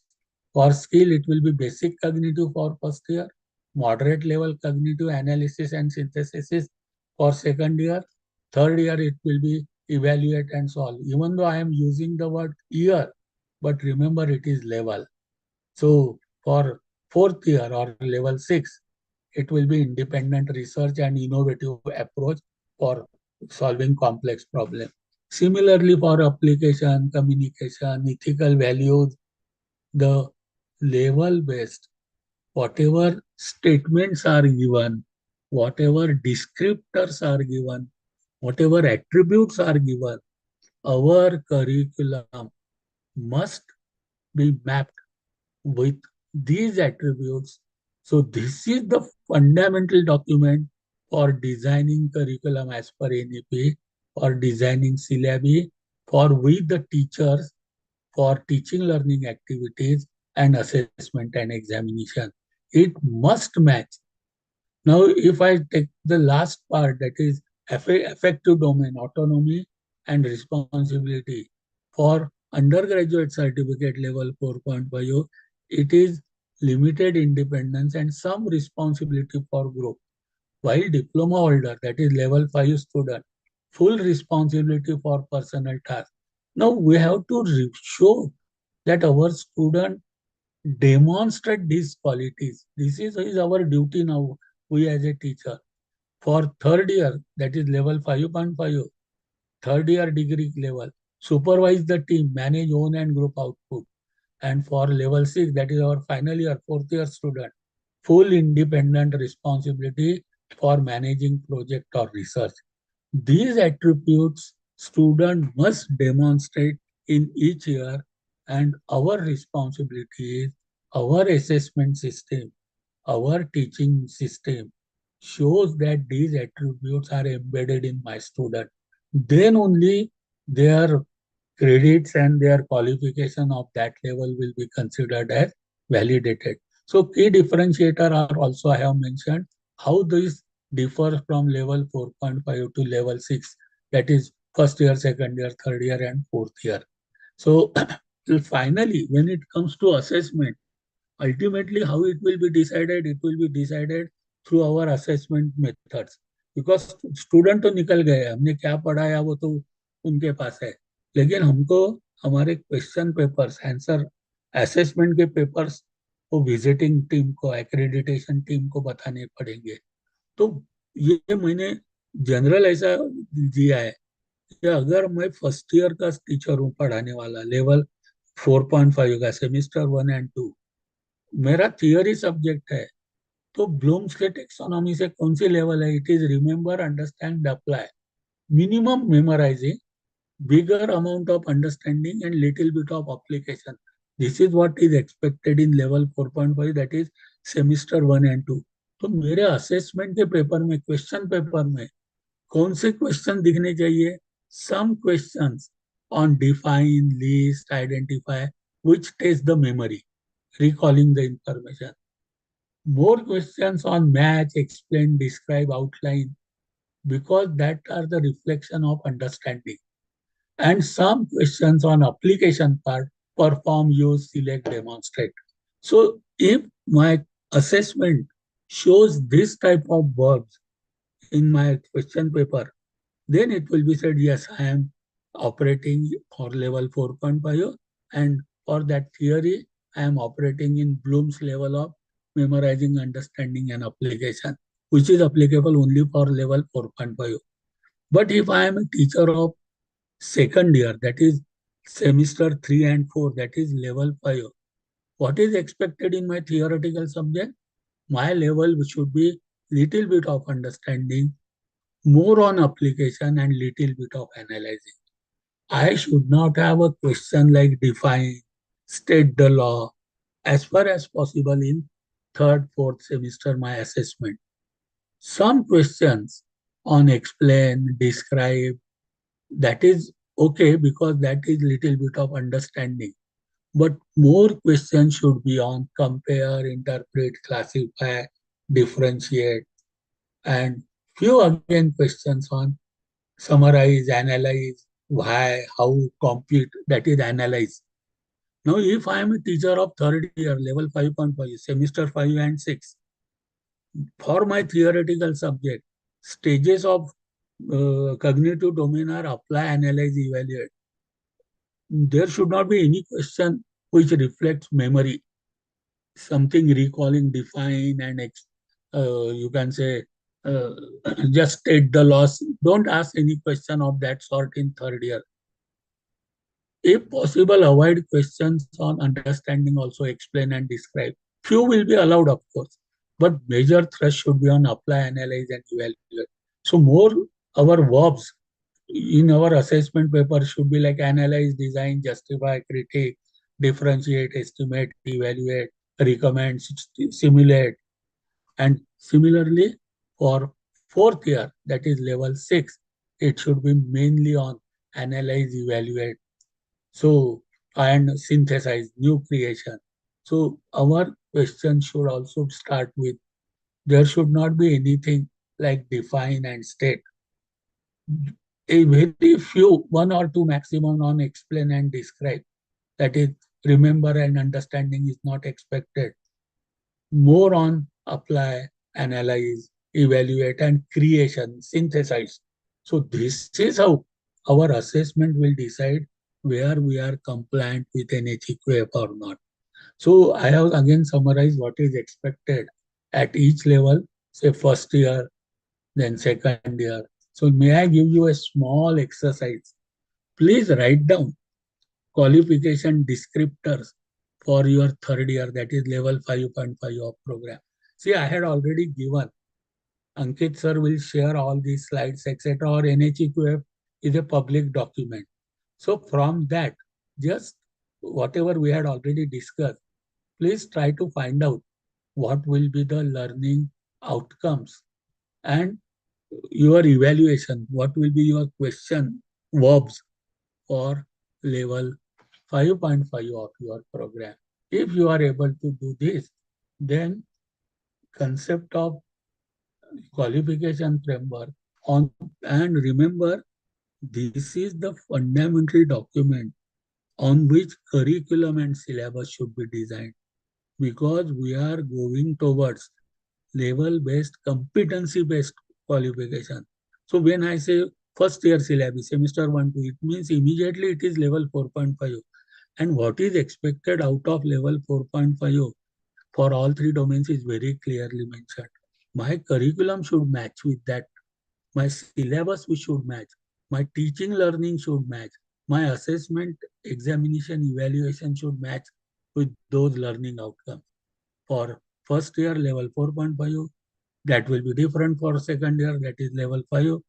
Level third 5.5 will be altogether different, and fourth year will be still different. So compliant with these outcomes very clearly given in this document is what is implementation of NEP and NHEQF at our level, and we are accountable for that. So with this credit framework and curriculum, you can say qualification framework, our outcome-based curriculum is coming.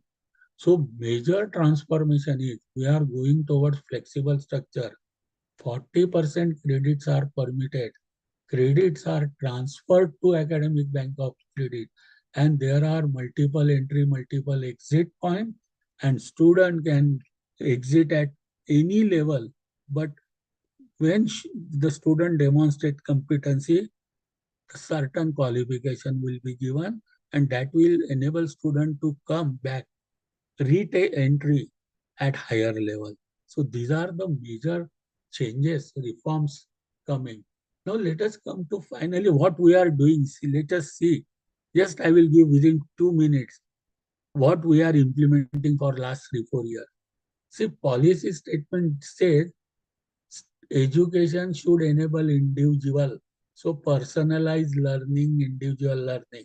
So know your student, know attributes of student, help student to understand their own strength is the first thing in education. That is what we are expected to do. Second, to study one or more specialized area in deep level, major and minor. Develop character, affinitive domain. Develop spirit of service, community engagement and service is mandatory. Social engagement is mandatory. 21st century capabilities. So 21st century skilling and multidisciplinary along humanities, language, professional, technical integration of all types. This is what is a policy statement, and it is converted into action. Now, if you say, as per NEP, how is our syllabus, you will find every curriculum will have three domains: descriptive procedural knowledge with stages, training skilling, that is psychometer, value ethics, disposition, and behavioral subject affinitive. So curriculum will essentially have three domains because that is what is education mean as per this. There will be learning area of interest after 12, science, commerce, engineering, architecture, like that. Amongst that learning area, there will be discipline of interest, physics, economics, computer, civil. The student at third semester, that is level 5, will be taught taken into deep, that is major. There will be multidisciplinary in minor or interdisciplinary open elective. So students are expected to learn certain areas of their interest. Engineering कर रहा है लेकिन music में interest है, ठीक है, open elective में पढ़ रहे. अगर इंजीनियरिंग कर रहा है, शेयर मार्केट में इंटरेस्ट है, okay, open elective share market ले लो. So those provisions are given. Then 21st century capabilities के लिए skill courses such as vocational skilling, life skill, communication skills are given. For humanities, ability enhancement courses like languages, communication skill or second language, basic sciences, spirit of service के लिए community engagement service है और social engagement है. Character और constitutional values के लिए there are subjects like IKS, Universal Human Value, Constitutional Value, co-curricular courses. So all that policy statement is converted into action by giving such vertical. So those verticals you will find major, minor है, IKS है, internship है, on-job training है, community engagement है, vocational skills है, ability enhancements है, value education है, open elective है, MOOC है, co-curricular courses है. You will find all so many verticals are included because we have to cover all three domains and we have to cover whatever qualities in those 5 areas as per qualification framework. Those attributes, those outcomes must be embedded in every student. For that, so many, you can say, verticals are provided. So you will find all our courses are made according to. Now, last part, let us just peep into outcome-based education. Then we will wait, finish. We will keep 5 minutes for interactive session, and then we will close our interactive session. Now, why should we understand the concept of outcome-based education? Friends, what we are moving towards is level-based, competency-based, outcome-based education. So up till now, what was the concept in our higher education was it was revolving around input, processes, and outputs. But now, major shift, we know that draft committee has pointed out that deficiency, that our system was not focusing on outcome and impact. We were more focused on input and processes. But now major shift is we are orienting ourselves towards outcomes and impact. So what are the big changes which are coming? So let us understand the concept and feature of outcome-based education. Friends, take it from me. Next accreditation, let it be from NAC or NBA, it will be for assessing outcome-based education only. That is why those reforms are coming which are mapping with outcome-based education. So we should understand the what is outcome-based education approach. So two things are there. One is planning for OBE. Second is execution of OBE. So let us understand what are the approach for planning of OBE. मेरे institution में मुझे OBE approach से planning करना है, फिर at my level I have to execute it. Exactly हमें क्या करना है? Number one, OBE is all about performance. It means there has to be a performer. Who is performer? Learner, student, not only teacher. So focus will be of towards performer, learner. There should be something performable, that is demonstrable or accessible to perform. So assessment of performance is second thing, and focus is on performance, not on activity or task. हमने कैसी industrial tour के ले गया है, what process I have done, मैंने कितने industry को contact किया वगैरह, वो कुछ मतलब नहीं है. अब हम क्यों लेके जा रहे हैं, एक्सपेक्टेड आउटकम क्या है हमारा, डिजायर्ड आउटकम, और वो डिजायर्ड आउटकम बच्चों ने दिया क्या. So it is all about performance, not on input और प्रोसेसेस. ये हमको अप्रोच में पहले हमारे रिकॉर्ड्स में और मेंटल में चेंज करना पड़ेगा. First thing. सेकंड थिंग, अब मुझे प्लानिंग करना है ओबीई का, तो सबसे पहले मुझे करने हैं what are my programme educational objective. Remember, mandate given to me as a education provider is I have to prepare student for their future work roles, job roles, position in their economic field. मुझे वो बच्चा जब economic field में जाएगा, मतलब मेरे पास होने के बाद 6-7 साल जो मैं कोर्स पढ़ा रहा हूँ, वो कहाँ पे उसको जाने वाला है. माई स्टूडेंट में go for post graduate, my student may go for research, my student may go for manufacturing sector, my student may go for administrative section, my student may go for financial section, my student may go for managerial, my student may go for marketing, my student may go for research, my student may go for quality control. So where my student can go, that should be very clear in my mind. और वो जब वो field में अलग अलग जा सकता है, to identify what student will be able to do when they leave the college and are living full productive lives. वो प्रोफेशन में उसको क्या करना पड़ेगा वो पहले लिख लो, और उसके लिए हमने क्या उसको रेडी किया है वो क्लियरली स्पेसिफाई करो. 2-3 स्टेटमेंट क्लियरली करने पड़ेंगे what student will be able to do when the student is in profession. Say for example, मैं बोलूंगा कि भाई अब टेक्नोलॉजी बहुत फास्ट चेंज हो रही है, the student will should become a life long learner. मैंने आज सिर्फ फंडामेंटल्स उसको पढ़ा सकता हूँ, चेंजेस जो आने वाले हैं, टेक्नोलॉजी जो है वो उसको खुद को पढ़नी पड़ेगी to sustain and progress when he is the student is profession. So I will write a statement that my student will be a lifelong learner. Student will adapt to the new technology, will be able to learn new skills and new knowledge. This is what is my objective to prepare student for that. Second, I may write my student will have sustainability concept. He will have sustainability development in very much approach will be towards sustainability. Third, I will may write that student will be highly gender sensitized, have very high moral ethical values in physical world and cyber world also. This is what ये attributes मैं बच्चों को देने वाला हूँ मेरे पास जब है. सो this is okay. Nobody will question आपने क्या किया है. लेकिन जब ऑडिट होगा वो आपके बच्चों को शायद सर्वे लिया जाएगा और पूछा जाएगा, are you easily adopt to new technology, can you learn new knowledge easily? If the question answer is yes, they will say okay, you have achieved your objective. So हमको 3-4 पहले प्लानिंग के वक्त ही ऑब्जेक्टिव लिखने पड़ेंगे कि मेरा बच्चा जब फील्ड में जाएगा तो उसमें क्या एट्रीब्यूट्स रहेंगे.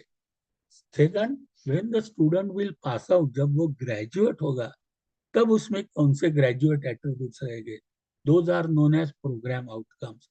Fortunately NAC, NBA, UGC, AICT has already given us earlier 12 and now 11 attributes. They are as per international standard. And if you critically analyze, you will find those 11, 12 attributes at the time of graduation.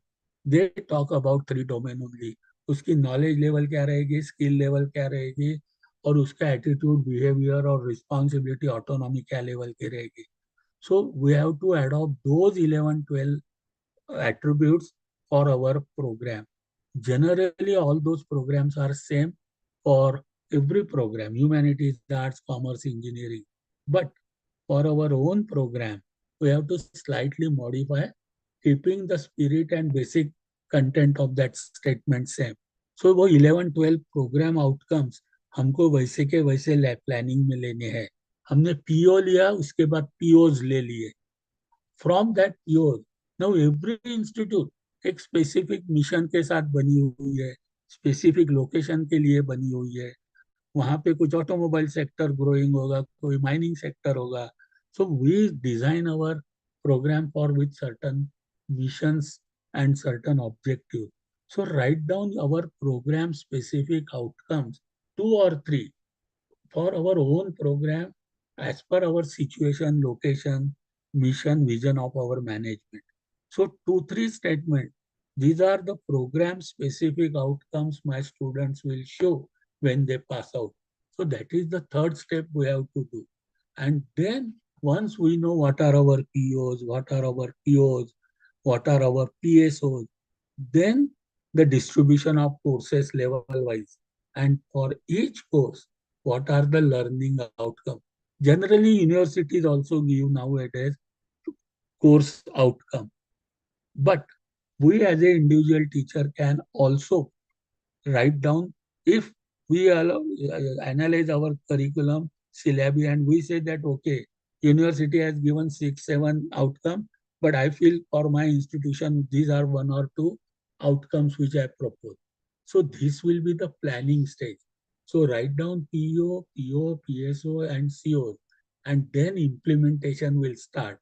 My teaching learning activities, my converting given curriculum into appropriate curriculum, using various pedagogical tools and techniques depending upon what are the contents of my curriculum given in that each unit or module or in each bit, so that student attend the intended learning outcome. So what is my implementation stage? First, I should know my student. Every best student may have different attributes, who are fast learning, slow learning.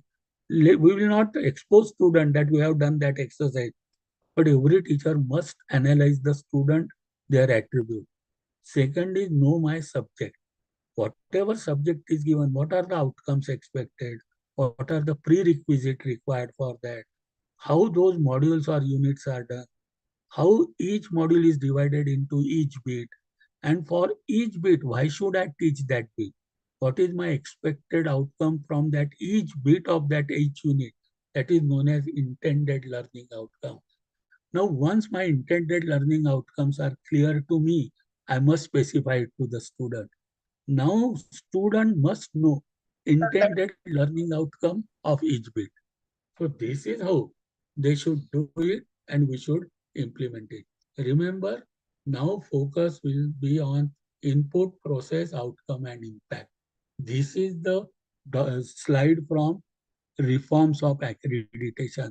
So coming accreditation will look inputs in this form, processes in this form, classroom लिया, interactive method लिया, fieldwork लिया, experiential learning लिया. So this is what will be answerable.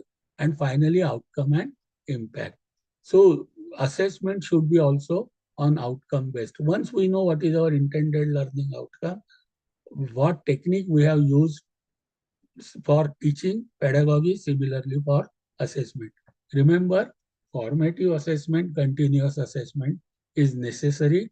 So planning and implementation together makes outcome-based education. My small exercise finally, please identify course learning outcome from your own course. So divide your course into units, divide your each unit into bits, write down why this bit you are teaching and students should learn, what we call it as intended learning outcome, convert those intended learning outcome into module outcome, and finally module outcome into course outcome. See whether course outcome given by university matches with your own learning outcome. That exercise will give you big credit when accreditation comes. So last few minutes are remaining. I am really thankful to all learned participants. I am thankful to Ankit sir for making this platform available. I am thankful to principal management of associating our colleges. I am thankful to Director Dr. Atik sir, Pro Vice Chancellor, Registrar and Honorable Vice Chancellor. So I stop it. I have tried to cover bird's eye view, complete canvas. If anybody wants to share experiences or wants to know more, now forum is open for interaction. Thank you. Thank you very much. Or else we can stop because exact our 3 hours are. Rajiv sir, anything?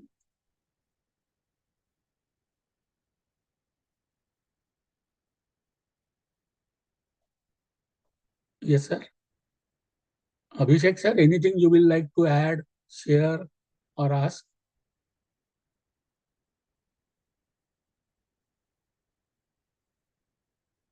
I find Vijay sir, Anil sir, Rajiv sir. Thank you, sir. Yes, sir.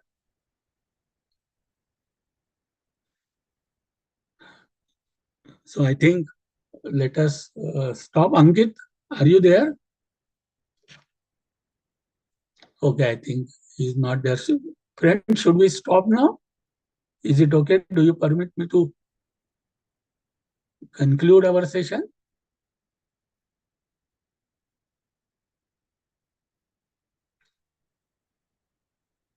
Okay, thank you very much.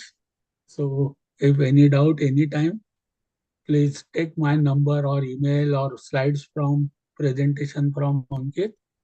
And anytime anybody feels to contact, we will be there. So thank you very much, friends.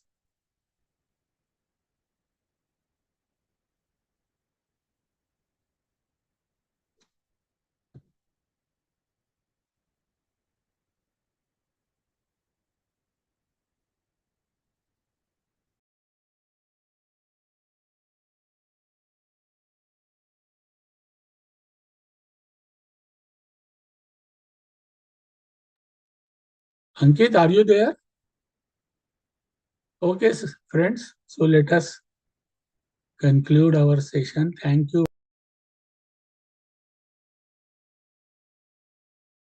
Okay, sir. Thank you, sir.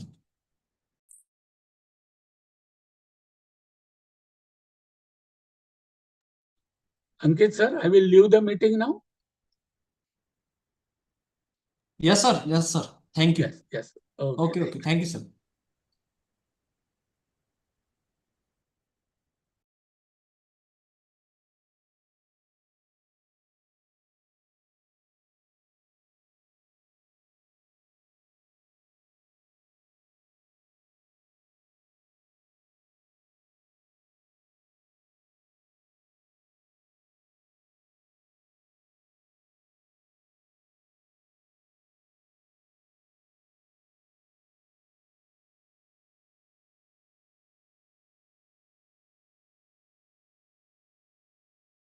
जाता हूँ sir.